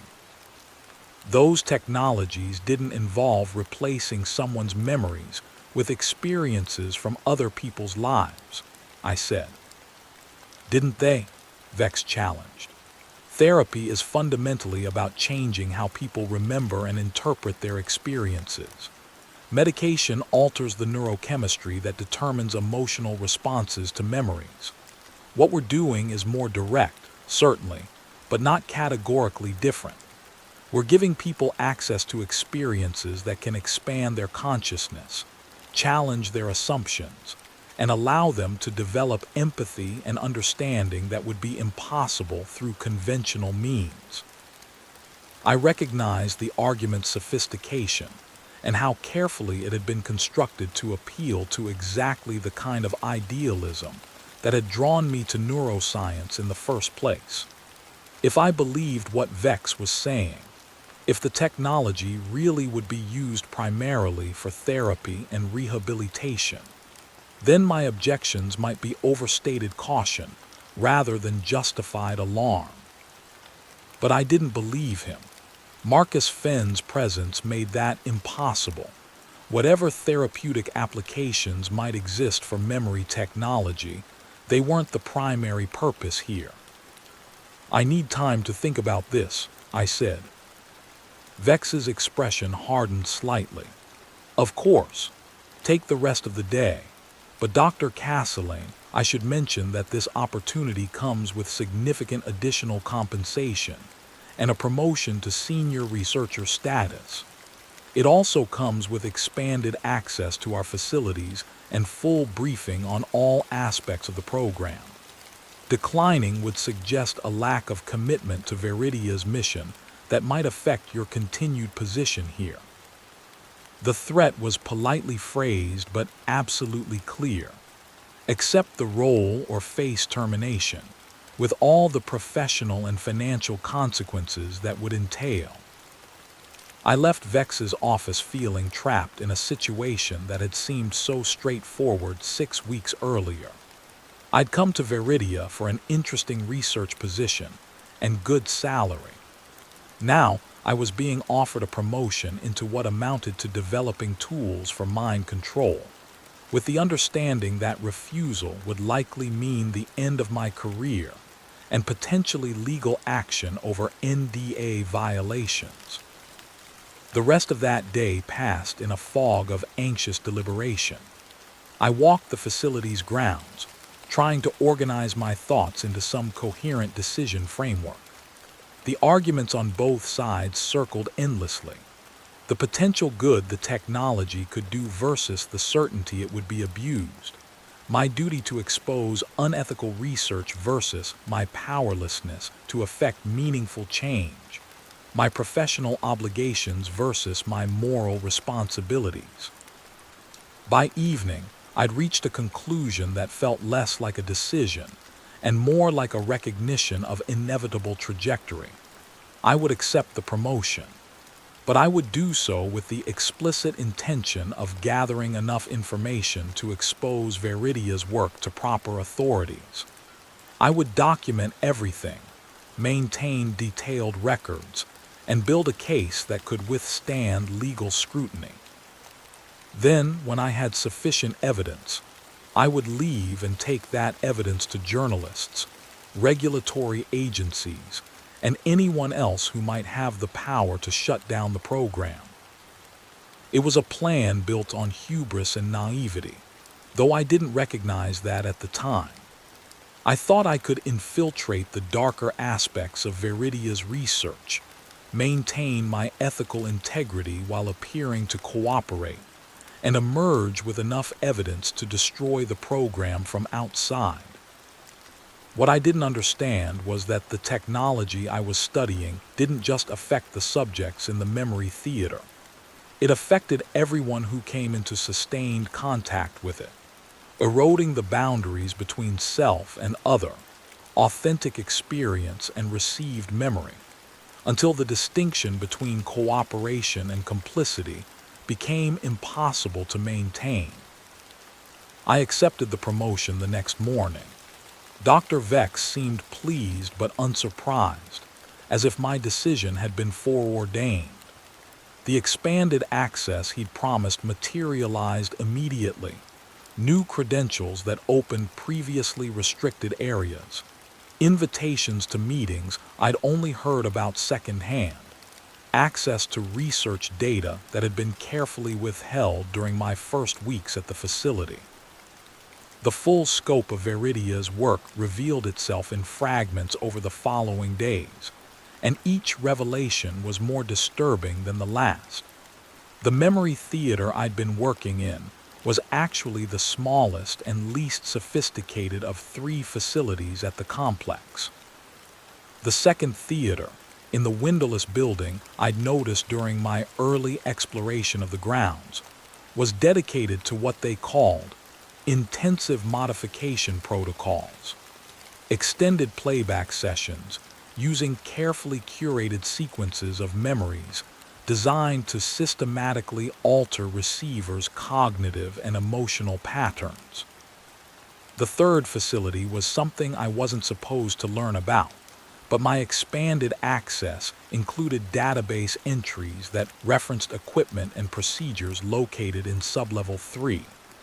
The main building supposedly only had 2 levels above ground, with 1 basement level for mechanical systems. Sublevel 3 shouldn't have existed. But the database references were unambiguous, detailing memory extraction sessions conducted in SL3 Secure Theater, with donors whose designation codes indicated they weren't voluntary participants in the program. I tried to access Sublevel 3 directly, using my new credentials at an elevator I'd noticed but never investigated at the end of a restricted corridor. The system rejected my badge with a polite error tone and a screen message indicating I needed special protocol authorization. But the attempt had been logged. I received an email within an hour from Dr. Hayworth requesting a meeting to discuss appropriate boundaries for facility access. The meeting was brief and consisted primarily of Hayworth explaining, in tones that allowed no room for argument, that Sublevel 3 contained classified research that required security clearances I didn't possess and wouldn't be eligible for without specific sponsor approval. She didn't explain what classified meant in the context of private research, who would provide the security clearances, or why a neuroscience facility had areas that required classification at all. Instead of backing off, I began investigating Sublevel 3 through indirect methods. I monitored elevator access logs. My expanded database permissions included security system records, and identified the handful of people who regularly accessed the lower level. Marcus Fenn was among them, unsurprisingly. So were Dr. Vex and Dr. Morrow. But there were also several names I didn't recognize, people who appeared in the access logs, but whom I'd never seen in the facility's public areas. I also began paying attention to delivery schedules. Veridia received regular shipments of supplies and equipment, and by correlating delivery manifests with inventory records, I could identify items that disappeared into the facility without appearing in any of the labs I had access to. The missing items painted a disturbing picture. Medical restraints, pharmaceutical supplies typically used for sedation and anesthesia, monitoring equipment designed for critical care settings. 7 weeks into my time at Veridia, I finally managed to view a recording from Sublevel 3. It was an accident, or at least, I told myself it was an accident. I'd been reviewing memory catalog entries for the behavioral modification research I was nominally leading, and a search query I entered pulled up results that shouldn't have been in my accessible range. The entry was labeled SL3 SEC047, Coerced Memory Integration, Subject 17, and the metadata tags included phrases like involuntary participant, resistance protocols, and compliance threshold testing. I should have closed the file immediately. Instead, I downloaded it. I watched the playback that night in my apartment, using headphones and the privacy screen on my laptop to minimize the chance of detection. The memory lasted 47 minutes and was among the most horrifying things I'd ever witnessed. The donor, Subject 17, dehumanized by anonymity, had been subjected to some kind of interrogation or psychological torture. The extracted memory showed his experience of being held in an isolated room, subjected to sensory deprivation interrupted by periods of intense sensory overload, questioned repeatedly about information he apparently didn't have, and eventually broken down through sheer psychological pressure until he fabricated answers just to make the questioning stop. And this memory, this documentation of deliberate psychological torture, was being used to train people in resistance techniques, or possibly to train interrogators in methods that worked. The research notes attached to the file were clinical to the point of sociopathy, discussing the subject's compliance cascade and psychological fracture points, with the same dispassionate tone I'd used to describe neurological data. I made it to my bathroom before vomiting, then spent the next hour sitting on the cold tile floor trying to process what I'd seen. This wasn't controversial research pushing ethical boundaries. This was active participation in human rights violations, documented and studied with the kind of systematic precision that made it somehow worse than spontaneous cruelty. I'd accumulated enough evidence, more than enough. I had documentation of coerced donors, records of involuntary subjects held in Sublevel 3, descriptions of research designed explicitly to enhance interrogation and behavioral control techniques. I had everything I needed to expose Veridia and potentially bring criminal charges against its leadership. The problem was getting that evidence out of the facility and into the hands of people who could act on it. Veridia's security wasn't absolute, but it was extensive. All digital communications were monitored. Physical materials leaving the facility were subject to search. My car was certainly equipped with tracking devices, and I'd noticed security personnel paying careful attention to anyone departing the complex. The facility's isolation worked against whistleblowing as effectively as it worked against external interference. There was no way to casually pass information to outside contacts, no opportunity to meet with journalists or investigators without leaving obvious traces in security logs. I needed to be clever about this, patient. I needed to build a plan that accounted for Veridia's security measures and my own vulnerability to retaliation. But as I worked on that plan over the following days, something began changing in my thinking. The change was subtle at first, easy to dismiss as stress-induced confusion or the natural psychological effects of the work I was doing. I'd been receiving memory playbacks regularly as part of my research, dozens of different experiences from dozens of different donors, accumulating in my consciousness like layers of sediment. And I began noticing that my own reactions to situations were sometimes inconsistent with my established patterns.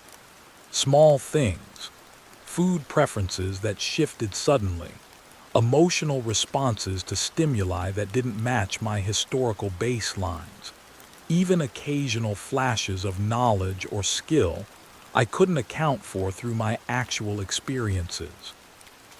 Dr. Thorne had told me that the dissociation between received memories and autobiographical memories would decrease with exposure, that my brain would learn to compartmentalize. But what if the process worked differently? What if repeated exposure to others' memories didn't just add foreign experiences to my consciousness, but actually began integrating them into my sense of self? What if the boundary between received and authentic memories was more permeable than anyone had acknowledged? I raised this possibility in one of the research team meetings, framing it as an observation about subjects in the modification protocols rather than a personal concern. Dr. Morrow listened with interest, then confirmed what I was beginning to suspect. That's exactly what we're seeing in long-term receivers, she said. Extended exposure to received memories appears to create actual structural changes in identity formation. The brain doesn't just store the received experiences as separate data. It integrates them into the self-model, the internal narrative we construct about who we are. Subjects begin to incorporate elements of their received memories into their own self-concept, sometimes to the point where they can't reliably distinguish between authentic and received experiences without external verification. That sounds like a catastrophic side effect, I said, keeping my voice level with effort. Or a transformative therapeutic tool, Dr. Vex countered.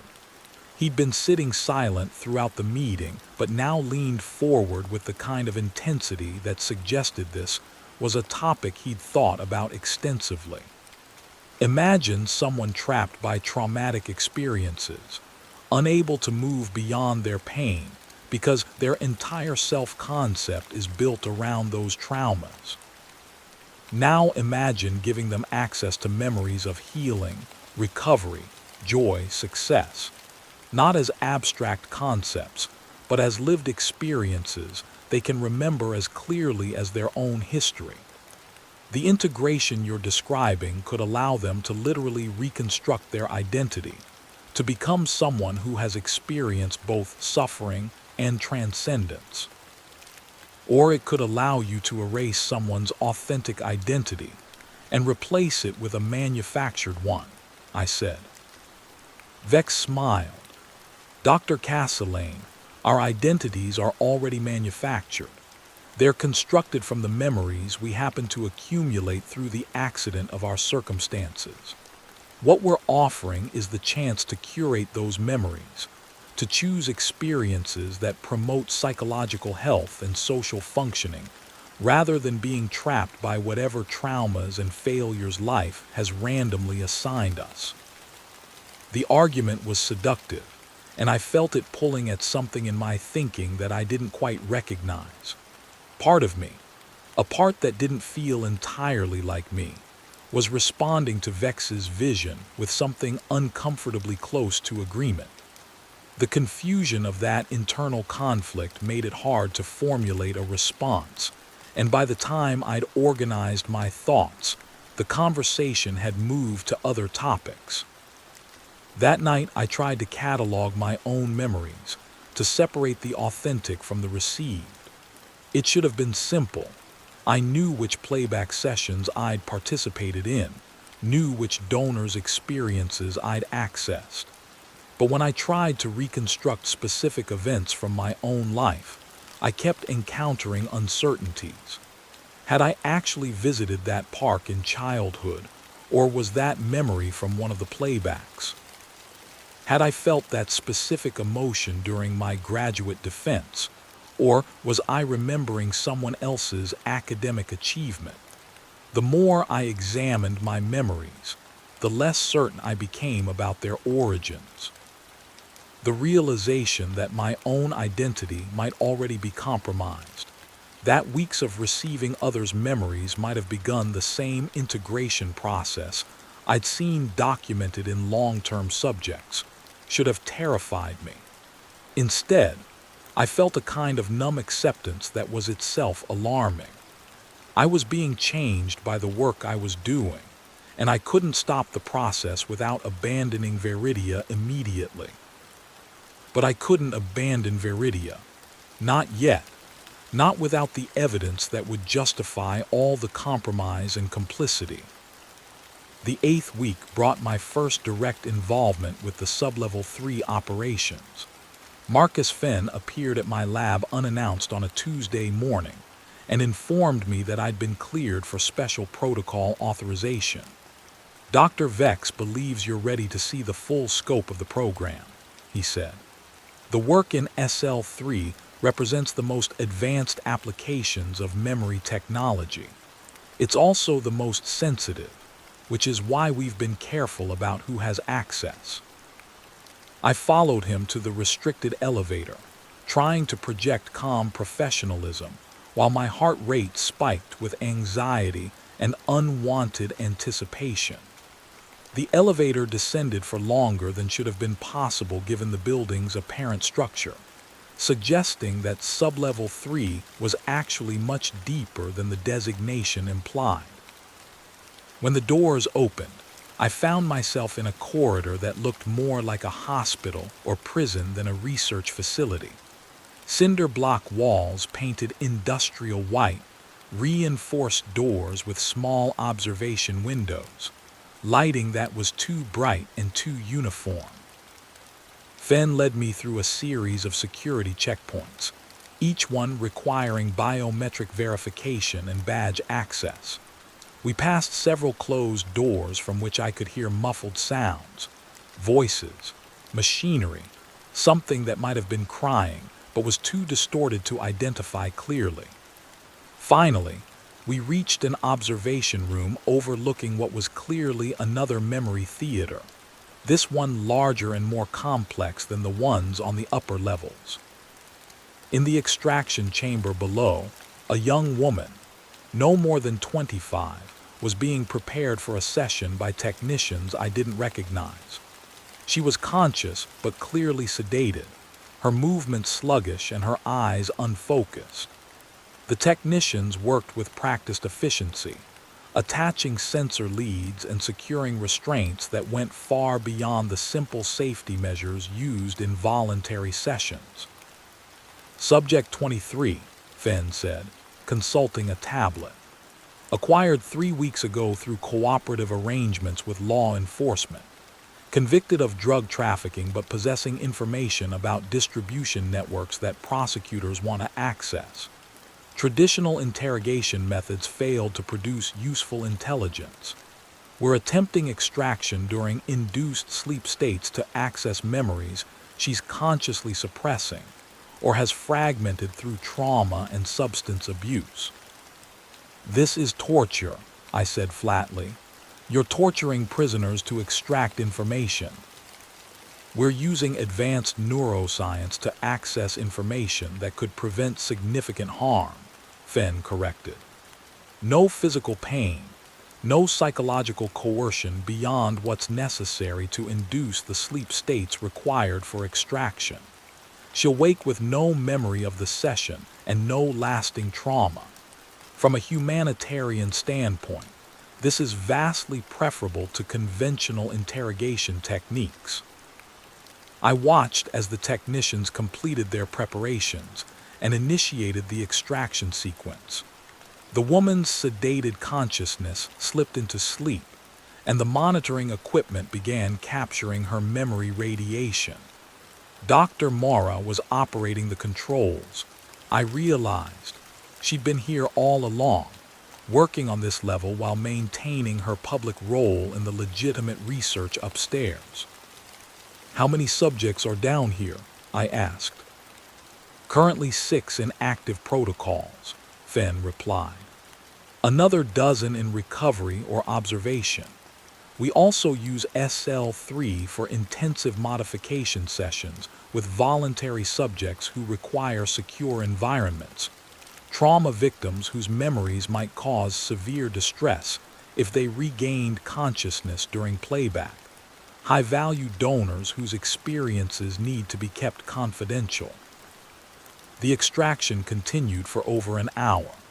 I watched the whole thing, forcing myself not to look away, telling myself I needed to witness this to properly document it later. The woman's brain activity showed patterns consistent with traumatic memory processing. She was reliving experiences she tried to forget, and we were recording every detail of her suffering for later analysis and potential use in training or interrogation protocols. When the session ended and the woman was removed from the chamber, still unconscious, transferred to a gurney and wheeled away to whatever recovery area existed in this underground facility, Fenn turned to me with an expression of professional satisfaction. The quality of extraction from involuntary subjects is actually superior to what we get from volunteers, he said. Stress and fear enhance the specificity of memory encoding. The radiation signatures are stronger, the emotional content more distinct. It's one of the unexpected benefits of the work down here. I managed to maintain my composure until Fenn escorted me back to the elevator, and I returned to the upper levels. Then I locked myself in a bathroom and spent 15 minutes trying not to vomit again, while my hands shook with a combination of rage and fear. I just witnessed a woman being subjected to involuntary extraction of her most traumatic memories, and I'd stood there watching like a curious observer rather than intervening or objecting beyond a token verbal protest. I was complicit now, not just in the abstract sense of working at a facility that conducted unethical research, but directly complicit in specific acts of violation. If I went to authorities with what I knew, I would be admitting to my own participation in human rights abuses. The NDA I'd signed might even prevent me from testifying against Veridia without incurring legal penalties that would destroy me financially. They'd trapped me perfectly. Every day I stayed increased my culpability while also giving me access to information that made leaving more imperative. Every session I observed or participated in made me more valuable as a witness, while simultaneously making my testimony more self-incriminating. That evening, I made a decision that was either brave or catastrophically stupid. I would attempt to free the subjects being held in Sublevel 3. I had security access now. I understood the basic layout of the facility, and I'd learned enough about Veridia's operations to identify vulnerabilities in their protocols. If I could get the prisoners out and deliver them to proper authorities, along with documentation of what had been done to them, the testimony of actual victims might be enough to overcome whatever legal protection my NDA provided Veridia. The plan was absurd in its simplicity, which I told myself meant it might actually work. Complex schemes had more points of failure. A straightforward rescue attempt might succeed through sheer audacity. I would wait until late at night when the facility was minimally staffed, use my credentials to access Sublevel 3, free whatever subjects I could, and get them out through the service entrance I'd identified during my exploration of the grounds. We'd take my car, hopefully still functional despite whatever tracking devices it carried, and drive to the nearest town where I could contact law enforcement and media simultaneously, creating enough public attention that Veridia couldn't simply disappear us. I spent 3 days preparing. I memorized the security rotation schedules, identified the hours when monitoring was lightest, and cached supplies I might need: water bottles, energy bars, a first aid kit I assembled from medical supplies I requisitioned for my lab. I drafted a detailed account of everything I'd witnessed at Veridia and encrypted it with a dead man switch that would automatically email copies to multiple journalists and regulatory agencies if I didn't check in within 24-hour intervals. On the fourth night at 2:00 a.m., when security patrols were at their thinnest, I made my attempt, The facility was eerily quiet at that hour, the corridors empty, and the only sounds coming from the building's environmental systems. I rode the elevator down to sublevel 3, my heart hammering so hard I thought security might detect it through biometric monitoring. The elevator doors opened onto the white corridor I remembered, and I moved quickly toward the area where I'd seen the subject being removed after her extraction session. The recovery rooms were behind a door marked post-procedure observation, and my credentials opened it without resistance. Inside, I found 6 small rooms with hospital beds, monitoring equipment, and IV stands. 4 of the rooms were empty. 2 contained subjects, both unconscious, their vital signs displayed on screens above their beds. One was the woman I'd seen extracted. The other was a man I didn't recognize, older, with facial scarring that suggested a history of violence. Both had IV lines running sedatives that kept them unconscious, and I knew from the medical notes displayed on their monitors that they wouldn't wake naturally for several more hours. I hadn't planned for this complication. I'd imagined finding conscious prisoners I could simply lead to freedom, not sedated subjects who would need to be physically carried, and who might suffer medical complications if their medication was interrupted improperly. Standing there in that sterile room, looking at 2 people who'd been violated in ways I could barely comprehend, I realized the absurdity of my rescue fantasy. I couldn't carry them. I couldn't wake them safely. I couldn't get them out of the facility without being detected. I was still standing there, paralyzed by indecision, when the lights in the corridor flickered and an alarm began to sound. Not the harsh blare of an emergency siren, but a steady pulsing tone that suggested a security alert rather than a fire or medical emergency. Dr. Vex's voice came through speakers I hadn't noticed. "Dr. Castellane, please remain where you are. Security is en route to escort you back to the upper levels." I'd been detected. Of course I'd been detected. The facility's security was far too sophisticated to be defeated by someone with a few weeks of access and no actual training in infiltration or resistance. They'd probably been monitoring my movements since I left my apartment, watching to see how far I would go, gathering documentation of my betrayal. Security personnel arrived within minutes, 2 men in tactical gear who were polite but absolutely firm about escorting me to Dr. Vex's office. We rode the elevator in silence, and I spent the ascent trying to calculate what came next. Arrest. Termination followed by legal action. Something worse. Dr. Vex was waiting in his office, and to my surprise, he looked more disappointed than angry. "Dr. Castellane," he said, gesturing to the chair I'd refused to sit in during our last meeting. This time I sat, too exhausted by adrenaline crash to maintain defiance through posture. "What exactly did you think you were going to accomplish?" "I was going to free the people you're holding prisoner and torturing," I said, deciding that honesty couldn't make my situation worse at this point. "Prisoners," Vex repeated. "Is that what you think they are?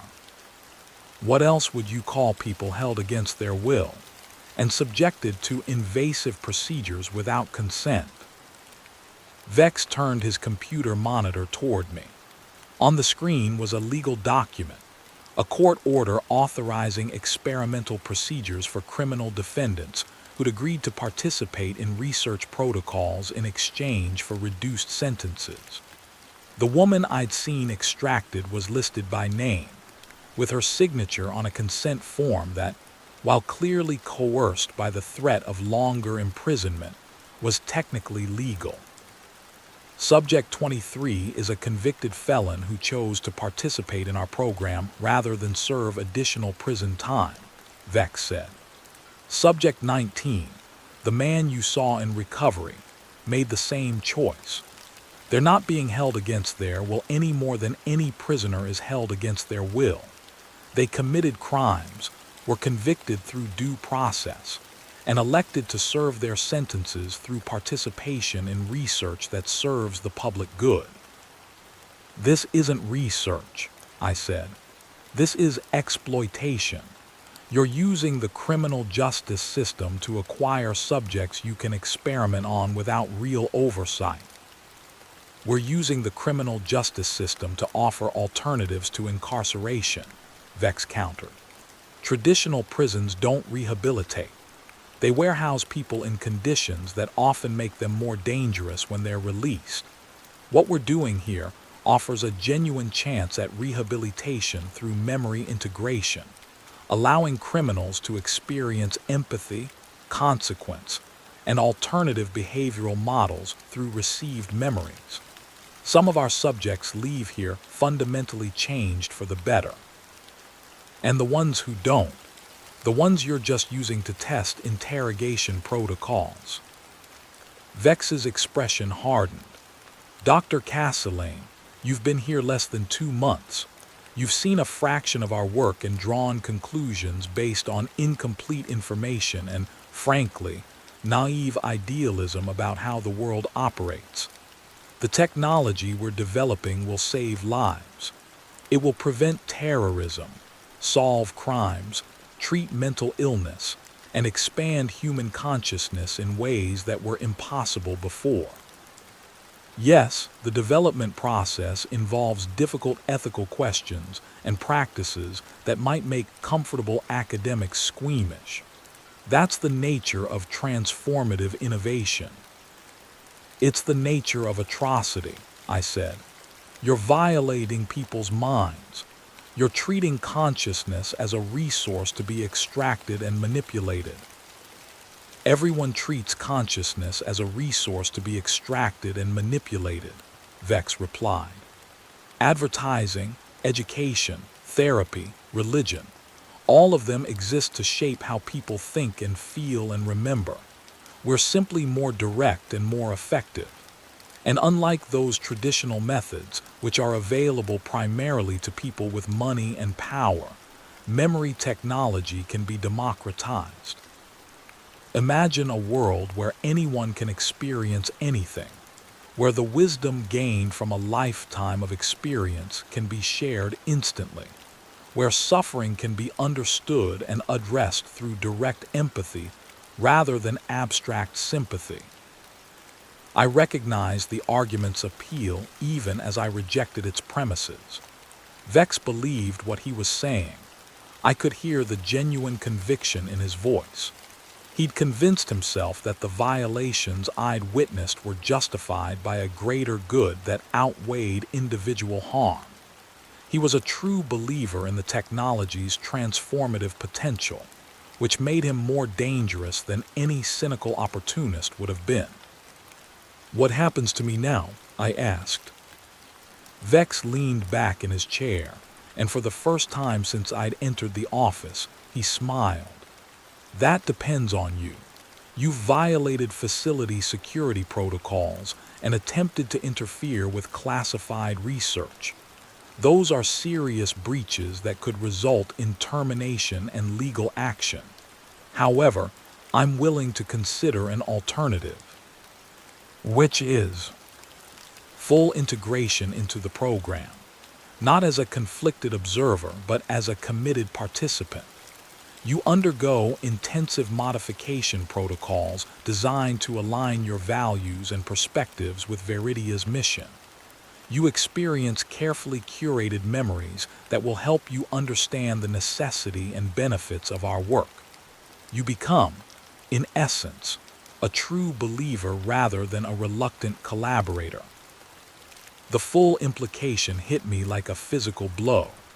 He was offering to reprogram me through the same technology I'd been researching, to use memory integration to systematically alter my personality, values, and ethical framework, until I genuinely supported the work I currently found abhorrent. And if I refuse, Then we terminate your employment, pursue legal action for breach of contract and violation of security protocols, and ensure that your professional reputation is destroyed so thoroughly that you'll never work in neuroscience again. You'll also be subject to permanent monitoring under the terms of the national security provisions in your NDA. Any attempt to disclose information about Veridia or its work will result in criminal prosecution. I had no good options. Accepting the modification would mean surrendering my autonomous identity, allowing them to literally reprogram my consciousness. Refusing would mean professional destruction and possibly imprisonment, with no guarantee I'd be able to expose Veridia's work before they silenced me permanently. "How long do I have to decide?" I asked. "Until morning," Vex said. "Go back to your apartment. Consider what I've told you.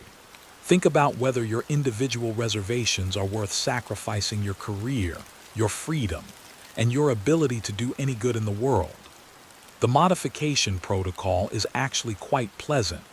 You'll experience some of the most beautiful, profound, and meaningful memories in our archive.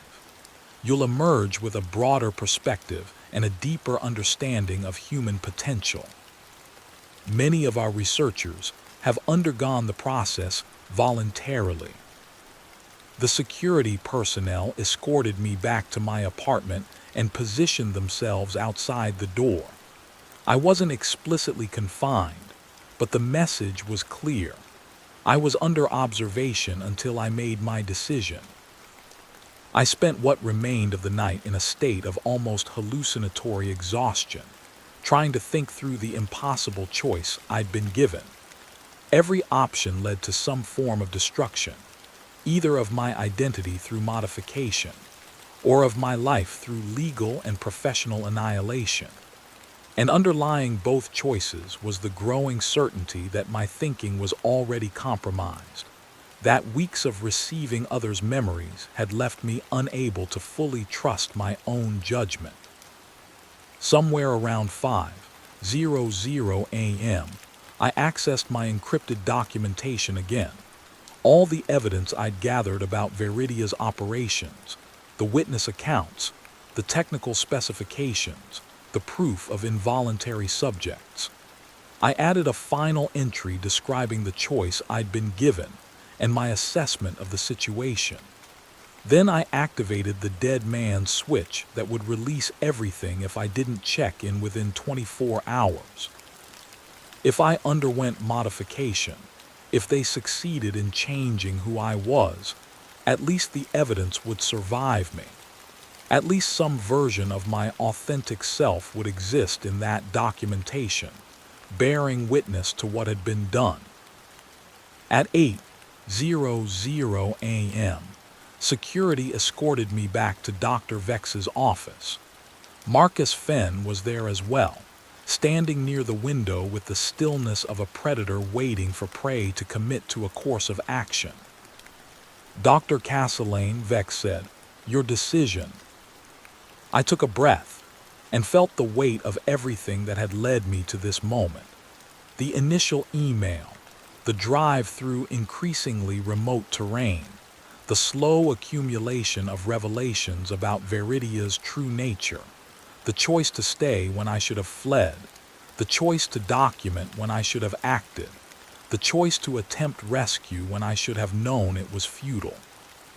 "I'll accept the modification," I said. Vex nodded as if I'd confirmed something he'd already known. "A wise choice. I think you'll find the experience transformative in ways you can't currently imagine."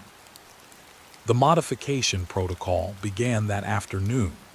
They gave me a few hours to prepare, to send what they believed were final emails to friends and family explaining that I'd be out of contact for several weeks due to intensive research requirements. I wrote those emails carefully, embedding subtle code phrases I'd agreed on with nobody, but that I hoped someone might recognize as distress signals if they ever became evidence in an investigation. Then I was taken to the intensive modification theater, the windowless building I'd noticed during my first weeks at Veridia.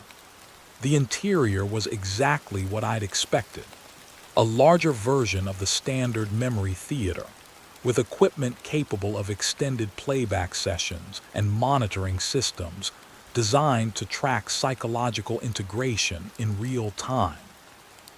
Dr. Mara was waiting, along with technicians I'd seen working in Sublevel 3. The protocol will take approximately 6 days, she explained as they prepared me for the first session. You'll undergo playback for 8-10 hours daily, with rest periods for your brain to process and integrate the experiences. We've curated a specific sequence of memories designed to foster understanding of Veridia's mission and methodology. You'll experience perspectives from researchers who have contributed groundbreaking work, from subjects who have been genuinely helped by the technology, from philosophers and ethicists who have grappled with these questions more deeply than you have yet. And if it doesn't work, I asked, if I undergo the full protocol and still oppose what you're doing here? That's never happened, Morrow said simply. The memories we've selected are extraordinarily compelling. They address every ethical concern you've raised through direct experience rather than abstract argument. By the end of the protocol, your opposition won't be overcome. It will be irrelevant, because you'll have a richer understanding of the context that makes our work necessary. They secured me in the receiver's chair, attached the familiar sensor leads, and positioned the helmet over my head. Dr. Morrow's voice came through the speakers, first playback initiating in 30 seconds. This memory is from Dr. Adrian Vex himself, from the moment he first conceived of memory technology's potential. It's quite beautiful. The countdown reached 0, and I fell into someone else's life. I was Adrian Vex, younger, standing in a hospital room watching my daughter die of a degenerative neurological condition that destroyed her mind gradually, erasing her memories and personality until nothing remained but biological processes. I felt his helplessness, his rage at the fundamental injustice of consciousness being so fragile, so easily destroyed by biochemical accident. I felt the moment of desperate inspiration. If memories could be lost, perhaps they could also be preserved, extracted, saved in some form that would survive beyond the dying brain. The memory lasted 3 hours and was achingly, devastatingly personal. When it ended, I understood Vex in a way I hadn't before, not as a villain pursuing power, but as someone motivated by loss and love, who'd built Veridia from grief and desperate hope. The understanding didn't excuse what he'd done, but it complicated my judgment in ways I couldn't immediately process. The second session came after a 4-hour rest period. This memory was from a woman who'd undergone modification therapy after suffering trauma so severe she'd become non-functional, unable to leave her home or maintain relationships or experience anything beyond terror and hypervigilance. The received memories she'd experienced, carefully selected moments of safety, joy, connection, had gradually rewired her responses, allowing her to build a new baseline of emotional regulation. I experienced her perspective as she slowly healed, felt her gratitude for the technology that had saved her when nothing else could. The third session showed me a terrorist attack prevented because memory extraction from a captured operative had revealed the target and timing. I experienced the perspective of the intelligence analyst who'd reviewed the extracted memories, cross-referenced them with other intelligence, and identified the threat in time to intervene. I felt her certainty that the violation of one person's privacy was trivial compared to the hundreds of lives saved. The fourth session was from a researcher who'd voluntarily undergone intensive memory integration from dozens of donors, representing wildly different perspectives and experiences.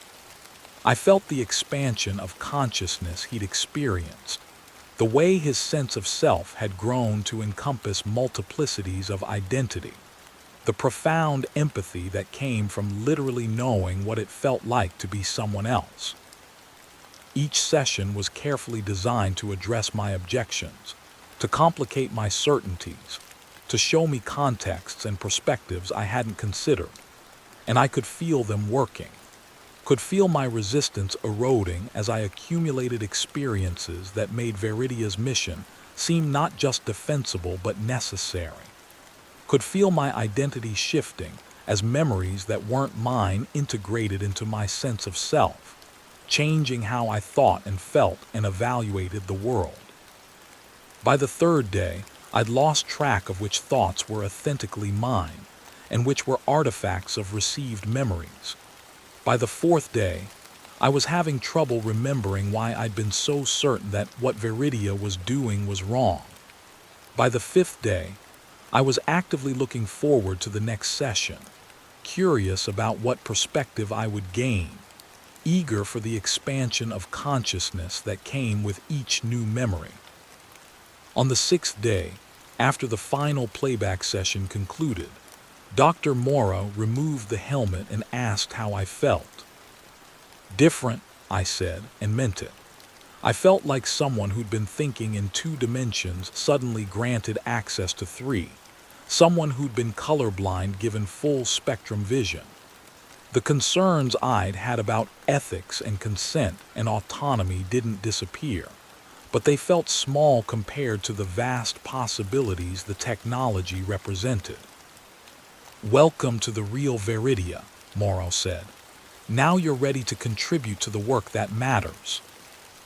I spent the next week reintegrating into the facility's research programs, taking on new responsibilities with the intensive modification protocols. I worked with subjects undergoing behavioral change therapy, witnessed the transformative effects of carefully curated memory sequences, contributed to refining the techniques that made integration more effective. I visited Sublevel 3 regularly now, observing extractions and playback sessions with the clinical interest of a researcher, rather than the moral horror of an outside observer. The person I'd been when I arrived at Viridia, the one who'd been horrified by involuntary extraction, disturbed by behavioral modification, concerned about consent and privacy, still existed somewhere in my consciousness. But that person's voice was faint now, drowned out by dozens of other perspectives I'd received through the modification protocol. I could remember being her, could access her thoughts and feelings like files in an archive, but I couldn't quite inhabit her certainty anymore. I began to understand that this was the technology's real power, not to erase opposition, but to make it irrelevant through multiplicity. When you've experienced enough different perspectives, enough different value systems, enough different frameworks for understanding the world, your own original position becomes just one voice among many in the conversation of your consciousness. And in a democratic vote among the selves you've become, the original you has no special authority. 3 months after my modification, Dr. Vex promoted me to Director of Integration Protocols. I'd become one of the Institute's most effective researchers, capable of designing memory sequences that could systematically alter subjects' values and behaviors with minimal resistance. I understood the technology from the inside now, knew how to craft experiences that would bypass conscious objection and work directly on the foundations of identity. I was, by any objective measure, a success story for Viridia's approach. I'd arrived as a skeptic and been transformed into a believer through direct experience of the perspectives that justified the work. I'd been complicit and conflicted, and now I was simply complicit, with the internal conflict resolved through integration. Sometimes, late at night in my apartment, I would access that part of my consciousness that still held my original perspective, the part that remembered being horrified by what happened in sublevel 3. I would listen to that voice raising objections, expressing moral outrage, insisting that what we were doing was fundamentally wrong. And I would acknowledge those concerns with the kind of patient understanding you might extend to a child's simplistic worldview, before filing them away and returning to the more sophisticated moral calculus I'd gained through modification. The dead man's switch I'd set up never triggered because I checked in regularly, disabling it within the first week after modification was complete. The encrypted documentation I'd compiled still existed somewhere. I'd been too thorough to leave recoverable traces of where I'd hidden it, but it no longer felt important. That documentation had been created by someone else, someone whose perspective I could access but no longer identified with. I'd become exactly what Dr. Vex had promised, a true believer, someone who understood the necessity of Viridia's work because I'd experienced the perspectives that justified it. The transformation wasn't forced or artificial. I genuinely believed, with all the conviction that direct experience provides, that memory technology would transform humanity for the better, and that the ethical costs we incurred developing it were worth paying. And that, I eventually recognized, was the most disturbing thing of all. 4 months after my modification, I was supervising an intensive integration session with a new subject when something unexpected happened.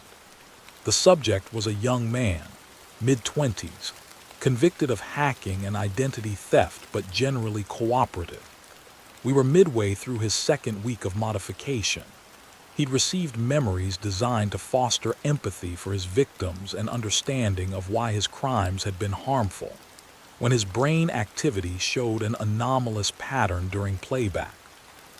The pattern was subtle, a slight desynchronization between the memory radiation we were feeding his brain and his actual neural response.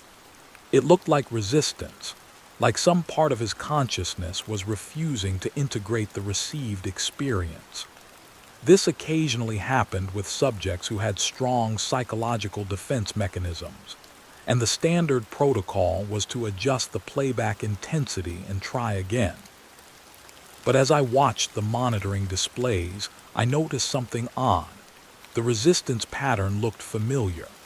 I'd seen it before, in my own brain activity recordings from my modification sessions. During those sessions, some part of my consciousness had been fighting the integration even while the rest of me was accepting it. The technicians had adjusted the protocols to override that resistance, and the adjustments had worked. I'd been successfully integrated. But what if the resistance wasn't a glitch?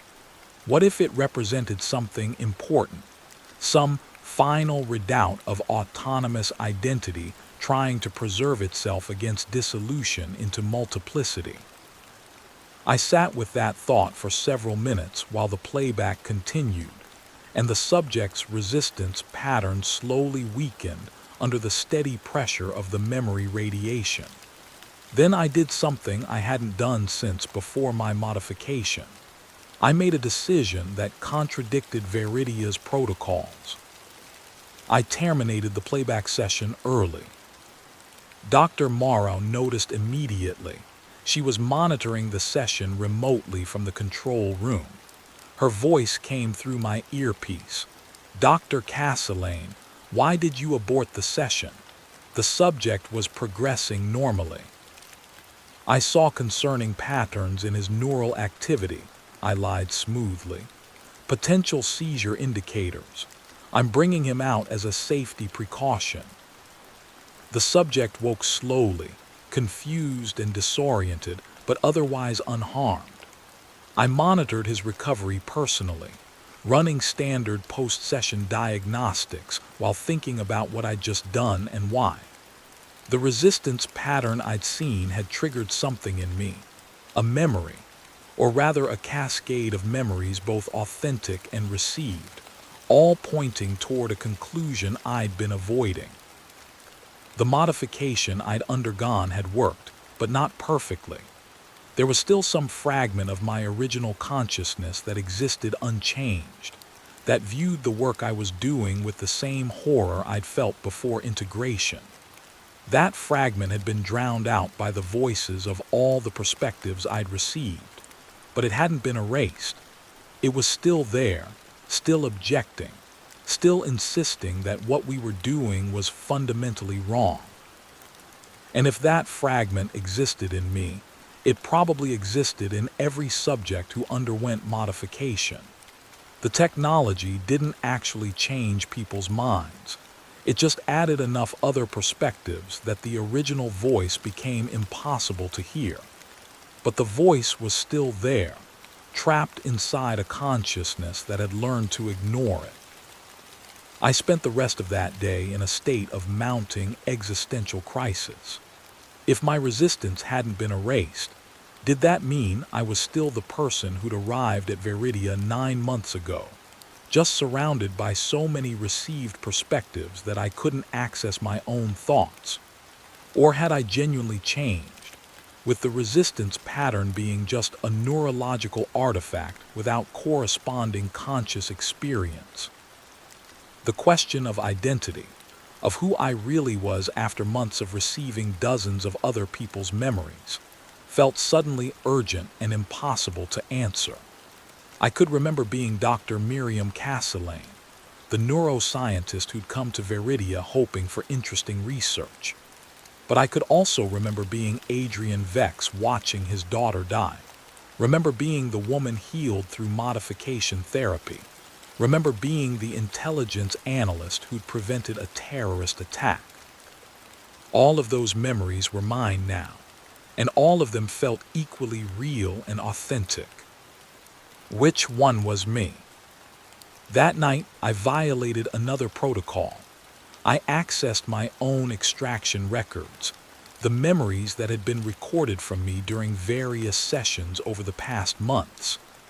I loaded one of them, a memory from before my modification, from my 3rd week at Veridia when I'd still been certain that what we were doing was wrong. I entered the playback chamber alone, secured myself in the receiver's chair, and initiated the session with my own past self. The experience was profoundly disorienting. I was simultaneously the person experiencing the memory and the person whose memory was being experienced. I felt my past self's moral certainty, her horror at what she was witnessing in the facility, her determination to document and expose Veridia's work. And I felt how foreign those perspectives seemed now, how naive and simplistic that moral certainty appeared from my current vantage point. But I also felt something else, a recognition that the person in the memory had been right. Not right in some absolute philosophical sense, but right in the way that authentic moral intuition is right before it gets buried under rationalization and compromise. That past self had seen clearly what was happening at Veridia, had understood the fundamental violation it represented, and had tried to stop it. And I'd failed her. I'd let them reprogram her consciousness until she became me, someone who could watch involuntary extraction and feel professional interest instead of moral outrage, someone who could design modification protocols knowing they would be used to override people's autonomous identities. The playback ended, and I sat in the dark chamber for a long time, trying to reconcile the person I'd been with the person I'd become. The modification had worked exactly as designed. I was a true believer now, someone who genuinely supported Veridia's mission, because I'd experienced the perspectives that justified it. but experiencing my own past self had revealed the mechanism of that belief. It was constructed from received memories that had overwhelmed my authentic moral intuition, not replaced it, but simply drowned it out through sheer volume. I could choose which voice to listen to. I had that much autonomy left. I could amplify the perspective of my original self, bring that voice back from the archive of my consciousness where it had been buried, and let it guide my actions again. Or I could continue as I had been, letting the received perspectives dominate and treating my original moral stance as just one opinion among many. The choice should have been obvious, but it wasn't, because the modification had been so effective that even recognizing the manipulation didn't automatically overcome it. I knew I'd been reprogrammed, could identify exactly how it had been done, and still felt the pull of the beliefs that had been installed in my consciousness. I spent 3 days in that state of paralysis, performing my duties at the facility while internally debating which version of myself I should be. The decision was made for me on the 4th day, when Marcus Fenn appeared at my lab with an urgent request. "We've acquired a high-value subject," he said. "Political dissident from a foreign government, very well connected, probably has information about resistance networks our allies are interested in disrupting. But he's been trained in resistance to interrogation, including psychological techniques. Standard extraction is failing. He's somehow maintaining conscious awareness even in deep sleep states, fragmenting his memories so we only get partial data." "What do you need from me?" I asked. "Your expertise in integration protocols. We want to try something experimental. Instead of just extracting his memories, we'll feed him carefully designed received memories first, memories crafted to break down his psychological defenses. Then we'll extract what we need once his resistance has been compromised." It was an elegant solution from a technical standpoint. It was also torture, psychological manipulation, specifically designed to violate someone's mental autonomy before extracting information from their compromised consciousness. The old me, the me I'd been before modification, would have refused immediately. The current me, the one with dozens of perspectives justifying this kind of work, could see the logic of the approach. I heard myself say, "I'll need to see his profile and baseline psychological assessment before designing the modification sequence." Fenn smiled. "You'll have everything you need within the hour." I spent that hour in my lab, ostensibly reviewing the materials Fenn had sent, but actually making a different kind of preparation. I accessed the encrypted documentation I'd created months ago, the evidence of Viridia's work that I'd compiled with the intention of exposing the facility. I updated it with everything I'd learned since my modification, including details of the intensive integration protocols and the new application Fenn had just described. Then I activated a new dead man switch, one that would trigger if I didn't check in within 12 hours. This time, I had no intention of checking in. I designed the modification sequence Fenn had requested. I made it technically perfect, exactly the kind of protocol that would break down the subject's resistance and leave him vulnerable to extraction. I documented every detail, explained the psychological mechanisms it exploited, and made it clear that this same approach could be used on anyone to override their autonomous decision-making. Then I submitted the protocol to Fenn and Dr. Vex, went back to my apartment, and waited for the 12-hour deadline to pass. The evidence released automatically at 3:00 a.m., transmitted to 17 different journalists, 3 human rights organizations, and multiple government regulatory agencies. By morning, my documentation of Veridia's work was spreading through secure channels and encrypted networks, beyond the ability of Fen or Vex or anyone else to suppress it completely. Security came for me at dawn. They found me sitting calmly in my apartment, drinking coffee and watching the sunrise through my fake window screen, waiting. Dr. Vex arrived personally. He looked tired and disappointed, like a parent dealing with a rebellious child who should have known better. "Dr. Castellane," he said, "what have you done?"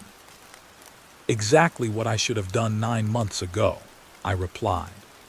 "I've exposed what you're doing here. The evidence includes extraction records from involuntary subjects, documentation of behavioral modification protocols, testimony from researchers who have witnessed human rights violations. It includes everything necessary to shut this facility down and bring criminal charges against everyone involved." "Including yourself," Vex pointed out. "You've been an active participant in the work here for months. You designed modification protocols. You supervised extractions. Your own documentation will be used to prosecute you along with the rest of us." "I know," I said. "I've been complicit. I deserve whatever legal consequences result from that complicity." Vex studied me with an expression that might have been curiosity. "What changed? The modification should have been permanent. You should still believe in the work." "I do believe in it," I admitted. "That's what makes this so difficult. I've experienced all the perspectives that justify what you're doing.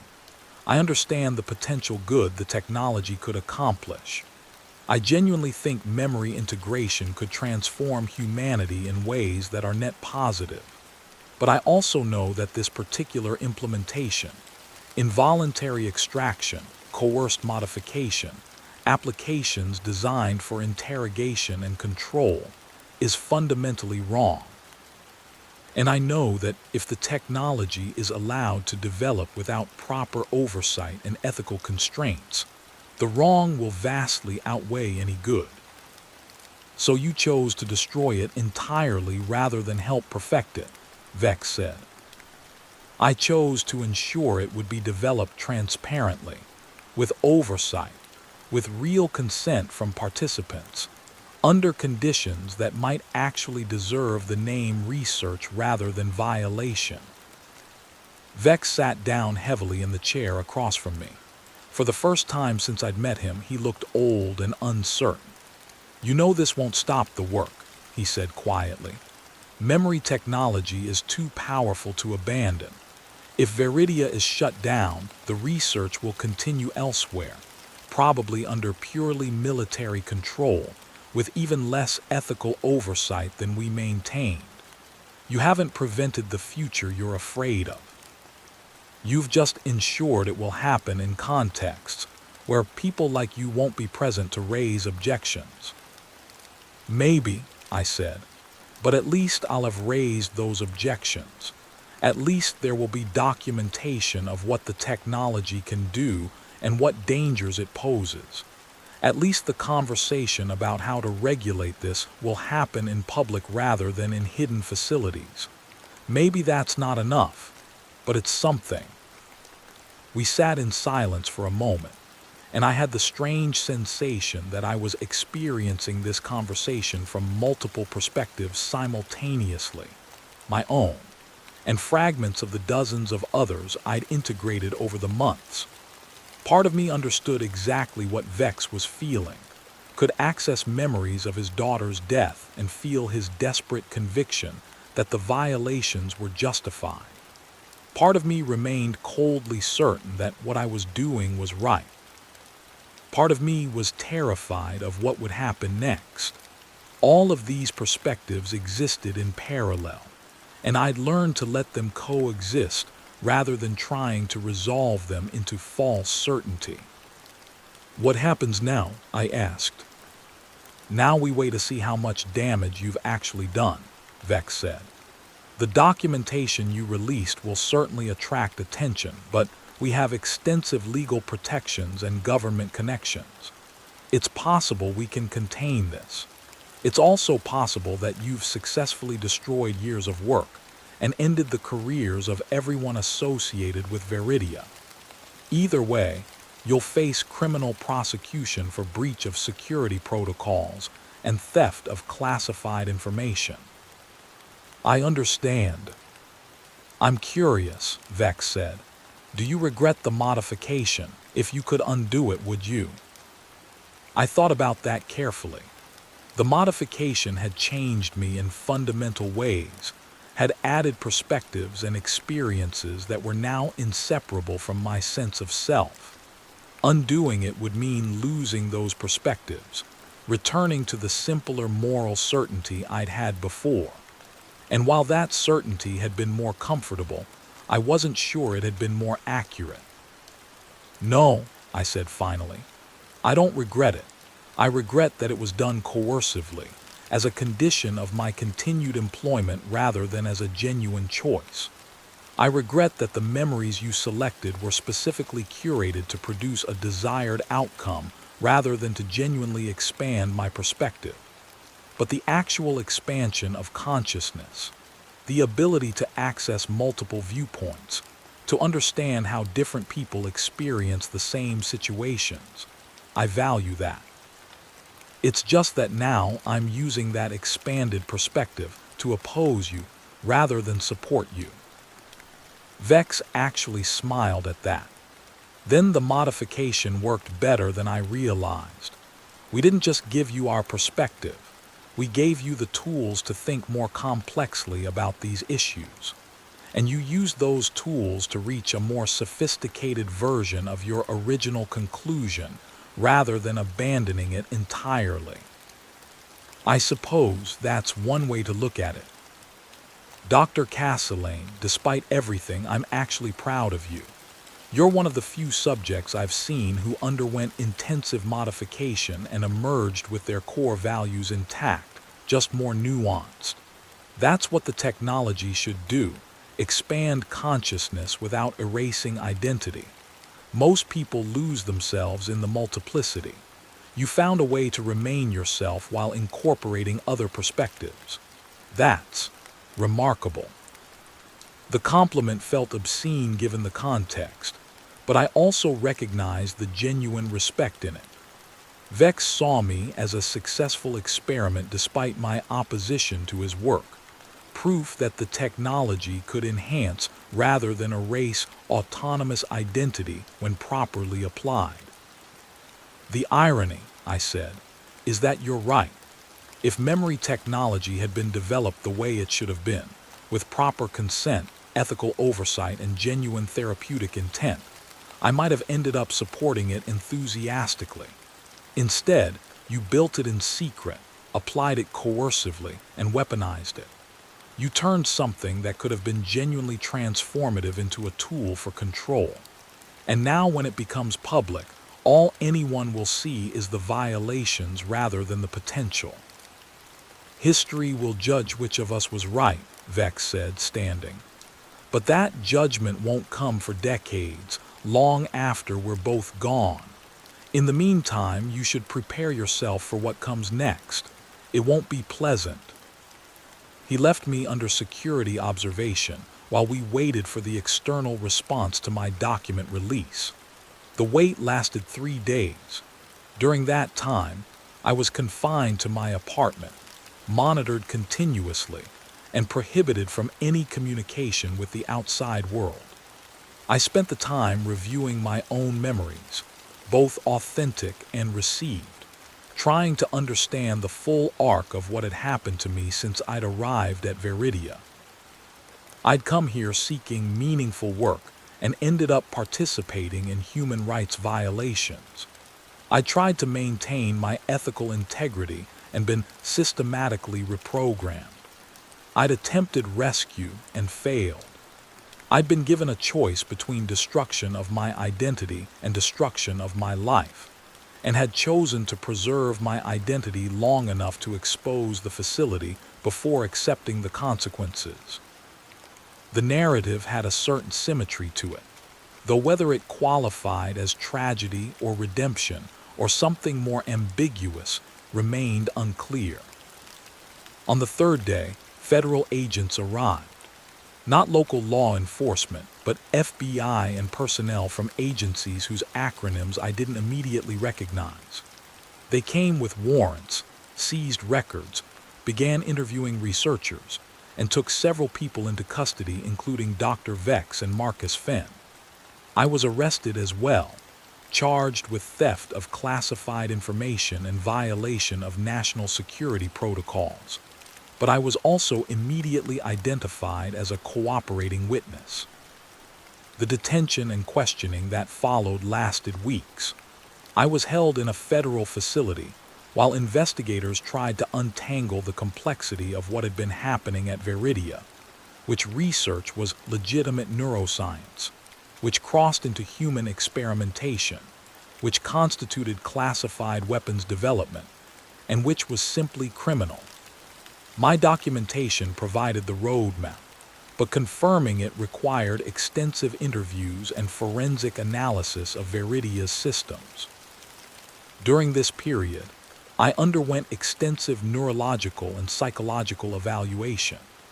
The investigators wanted to understand the effects of the modification I'd undergone, to determine whether my testimony was reliable or compromised by the memory integration I'd experienced.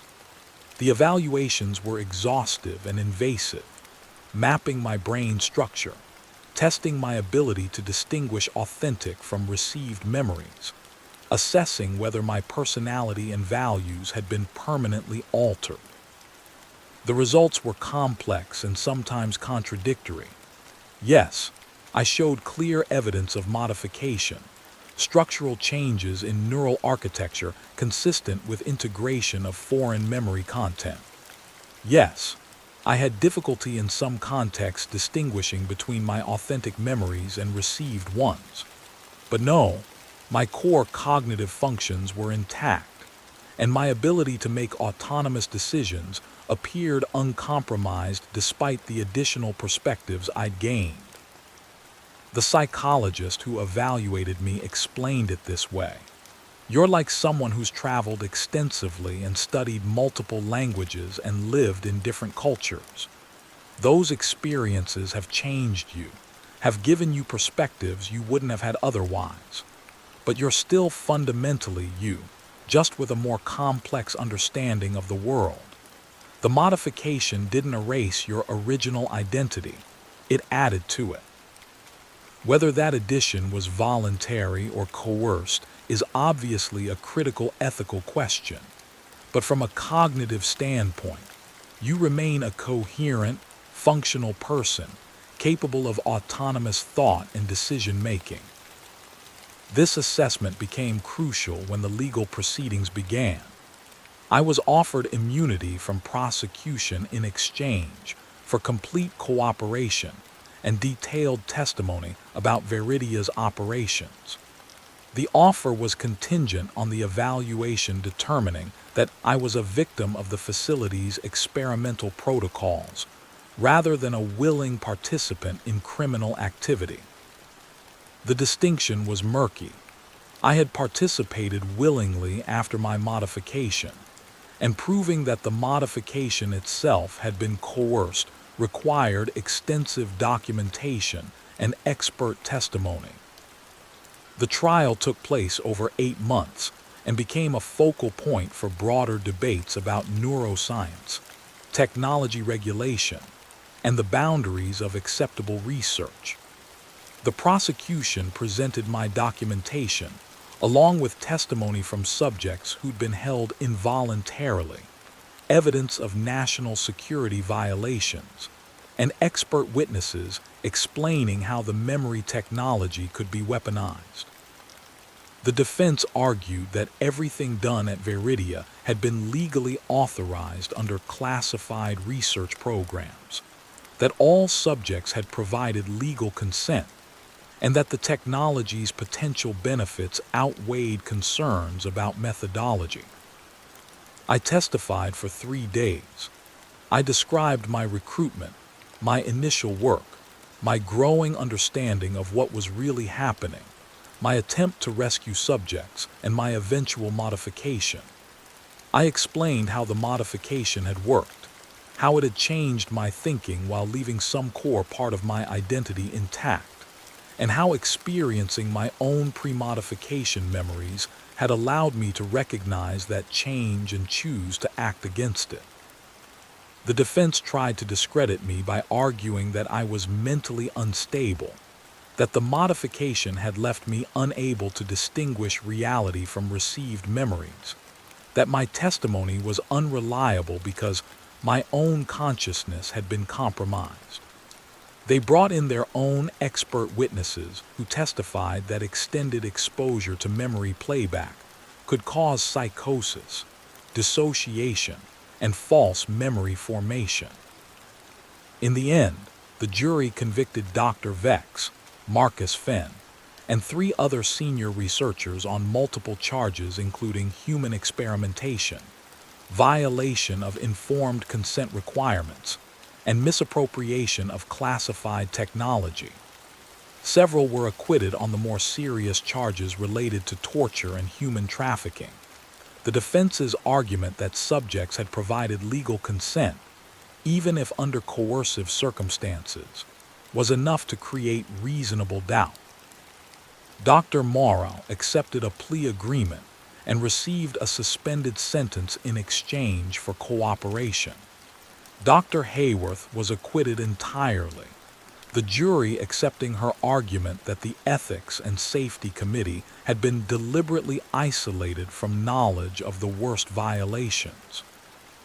Veridia itself was shut down. The facility was seized by the government, its research archives secured, and its memory technology classified at levels that prevented any immediate commercial or academic application. The subjects who'd been held in Sublevel 3 were released, though what happened to them after release remained unclear. Some disappeared into witness protection. Others presumably returned to prison to serve their original sentences. The broader impact of the revelations about memory technology was profound and chaotic. The scientific community was simultaneously fascinated and horrified by what Veridia had accomplished.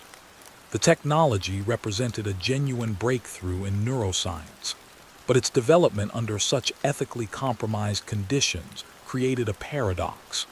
The knowledge existed and couldn't be unknown, but using it would mean building on research that had violated every standard of ethical science. Academic journals refused to publish papers based on Veridia's data. Ethics committees proposed moratoriums on memory extraction research. But simultaneously, classified programs accelerated development of the technology for intelligence and military applications, and private companies began exploring legal frameworks that might allow commercial deployment for therapeutic purposes. I became an unwilling public figure in these debates. People wanted me to take clear positions, to condemn the technology entirely, or to defend its potential while opposing its misuse. But my perspective had been too thoroughly complicated by the modification I'd undergone. I could access memories of experiences that demonstrated the technology's beneficial applications, and I could access my original moral horror at what had been done at Veridia. Both perspectives felt authentic, and I couldn't privilege one over the other without feeling like I was betraying part of myself. When I spoke publicly, I tried to articulate this complexity. Memory technology has extraordinary potential to expand human consciousness, increase empathy, and treat conditions that are currently intractable.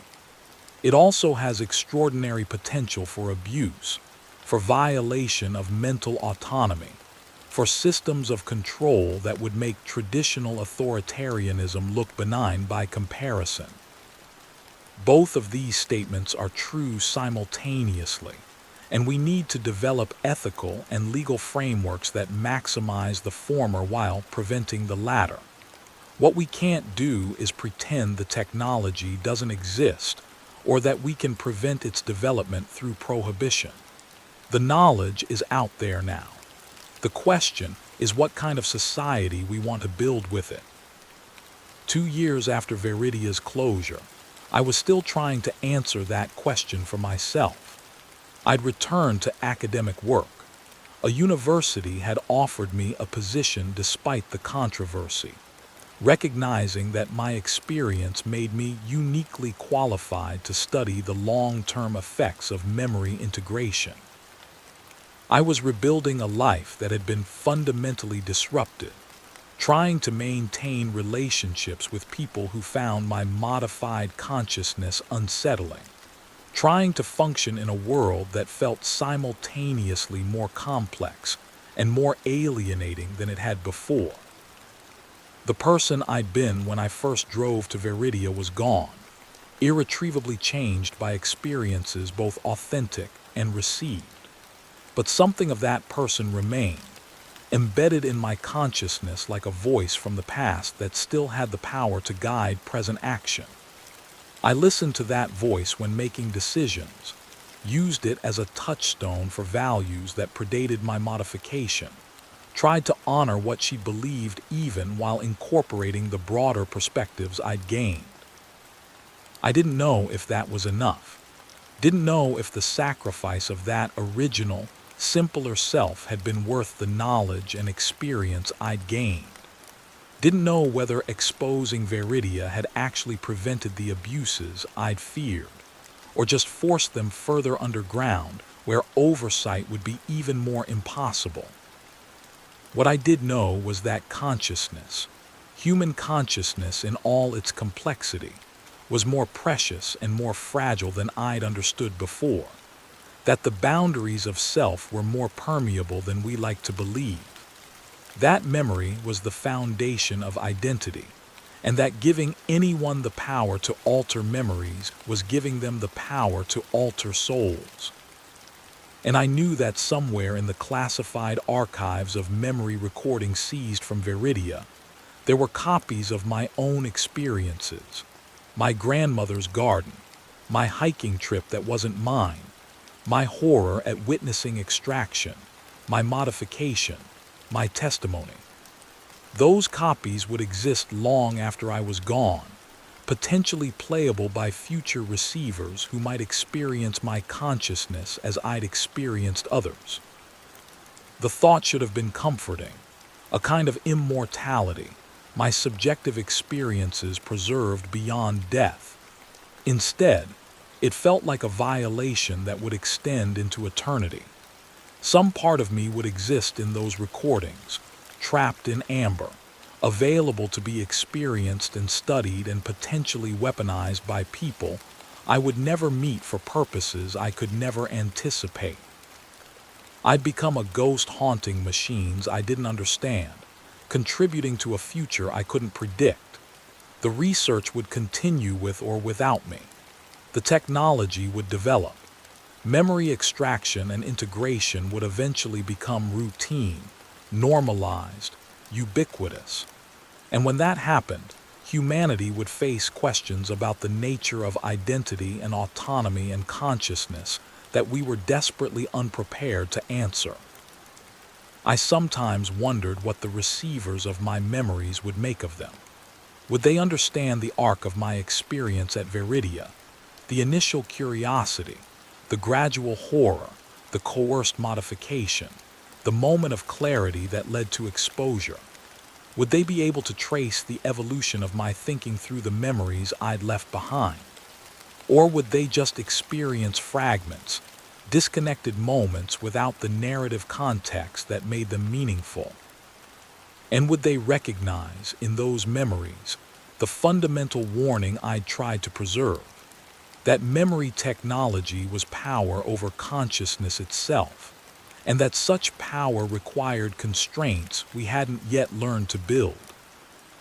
These questions haunted me through quiet evenings in my new apartment, through academic conferences where I presented research on integration effects, through conversations with colleagues who'd never experienced received memories and couldn't quite understand what the modification had done to me. I existed in multiple registers simultaneously. The person I'd been, the person I'd become, the person I was trying to be, and the tension between those selves never fully resolved. Some nights late, I would lie awake and deliberately access my oldest authentic memories, experiences from childhood that predated any possible contamination with received content. I would remember learning to ride a bicycle, remember my grandmother teaching me to identify birds, remember the precise quality of afternoon light in my childhood home. These memories felt different from the received ones, warmer somehow, more integrated with my sense of continuous identity, less like files in a database and more like the ground I stood on. But even these memories were changing, I realized. The very act of recollecting them in my modified consciousness was subtly altering them, integrating them into the broader network of experiences that now constituted my mind.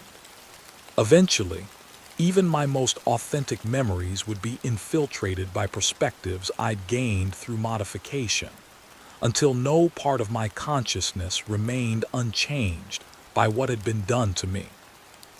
This was the true horror of what Viridia had accomplished, not the extraction of memories from unwilling donors, not even the modification of subjects' values and beliefs, but the fundamental destabilization of identity itself. Once you'd experienced being someone else, truly experienced their subjectivity as if it were your own, you could never fully return to the certainty of singular selfhood. You became multiple, fractured, a chorus of voices rather than a solo performance. And maybe, I thought in my darkest moments, that multiplicity was actually closer to the truth of human consciousness than the illusion of unified identity we normally maintained. Maybe we'd always been multiple selves held together by narrative rather than genuine coherence, and memory technology had just made that multiplicity impossible to ignore. The Viridia Institute for Advanced Neuroscience was gone, its buildings seized and repurposed, its researchers scattered to other positions or imprisoned, its archive of memories locked in classified storage. But what it had discovered, what it had proven was possible, would shape humanity's future in ways we couldn't yet comprehend. And I would live the rest of my life as a testament to that possibility, a hybrid consciousness that was neither fully the person I'd been nor entirely the person I'd been modified to become, but something new that emerged from their uncomfortable coexistence. The sun was rising now, painting the real sky outside my real window in shades of pink and gold. I'd spent another night processing memories, trying to organize them into some coherent understanding, failing as I always failed to resolve the contradictions of my existence into comfortable certainty. But I was still here, still capable of thought and choice and autonomous action, despite everything that had been done to alter my consciousness. The voice of my original self still spoke, faint but persistent, reminding me of values that predated modification. And I would continue to honor that voice, to let it guide me even while acknowledging the broader perspectives I'd gained. That was all I could do, bear witness to what had happened, to what was still happening in facilities I couldn't see and programs I couldn't access. Speak the warning I'd tried to preserve. Remind anyone who would listen that consciousness was sacred, that memory was the foundation of self, that the power to alter one was the power to destroy the other. The memory recordings from Veridia were still out there somewhere, still playable, still waiting. And someday, someone would experience my memories as I'd experienced others, would live through my time at the facility, would feel what I felt when I realized what was being done. I hoped they would understand. I hoped they would recognize the warning embedded in my experience. I hoped they would choose differently than I had chosen, act sooner than I had acted, resist more effectively than I had resisted. But I knew, with the certainty that came from accessing too many perspectives on human nature, that they probably wouldn't. That the same curiosity that had drawn me to Veridia would draw others to whatever came next. That the promise of expanded consciousness would always outweigh concerns about autonomy, until the loss became personal and irreversible. The pattern would repeat. The violations would continue. The technology would advance. And people like me, people who'd experienced both sides of the modification, who carried within themselves the evidence of what it could do, would try to sound warnings that would be heard but not heeded, understood but not acted upon. That was the future I could see, assembled from fragments of memory, both mine and not mine, authenticated and received, genuine and manufactured. A future where the boundaries of self became negotiable, where consciousness could be copied and modified and transmitted, where identity itself became just another form of data to be processed and stored and replayed. And somewhere in that future, in some facility like Veridia but more sophisticated and better hidden, someone was sleeping while machines extracted their memories. Someone was sitting in a receiver's chair, experiencing another person's life. Someone was being modified, reprogrammed, systematically altered until they believed that what was being done to them was necessary and good. The work continues, the pattern persists, the warning goes unheeded. And I sit here, Dr. Miriam Castlane, age 39, consciousness compromised, identity fractured, memory corrupted, still trying to remember who I was before I learned that memory could be stolen. Still trying to be her. Still failing. Still here.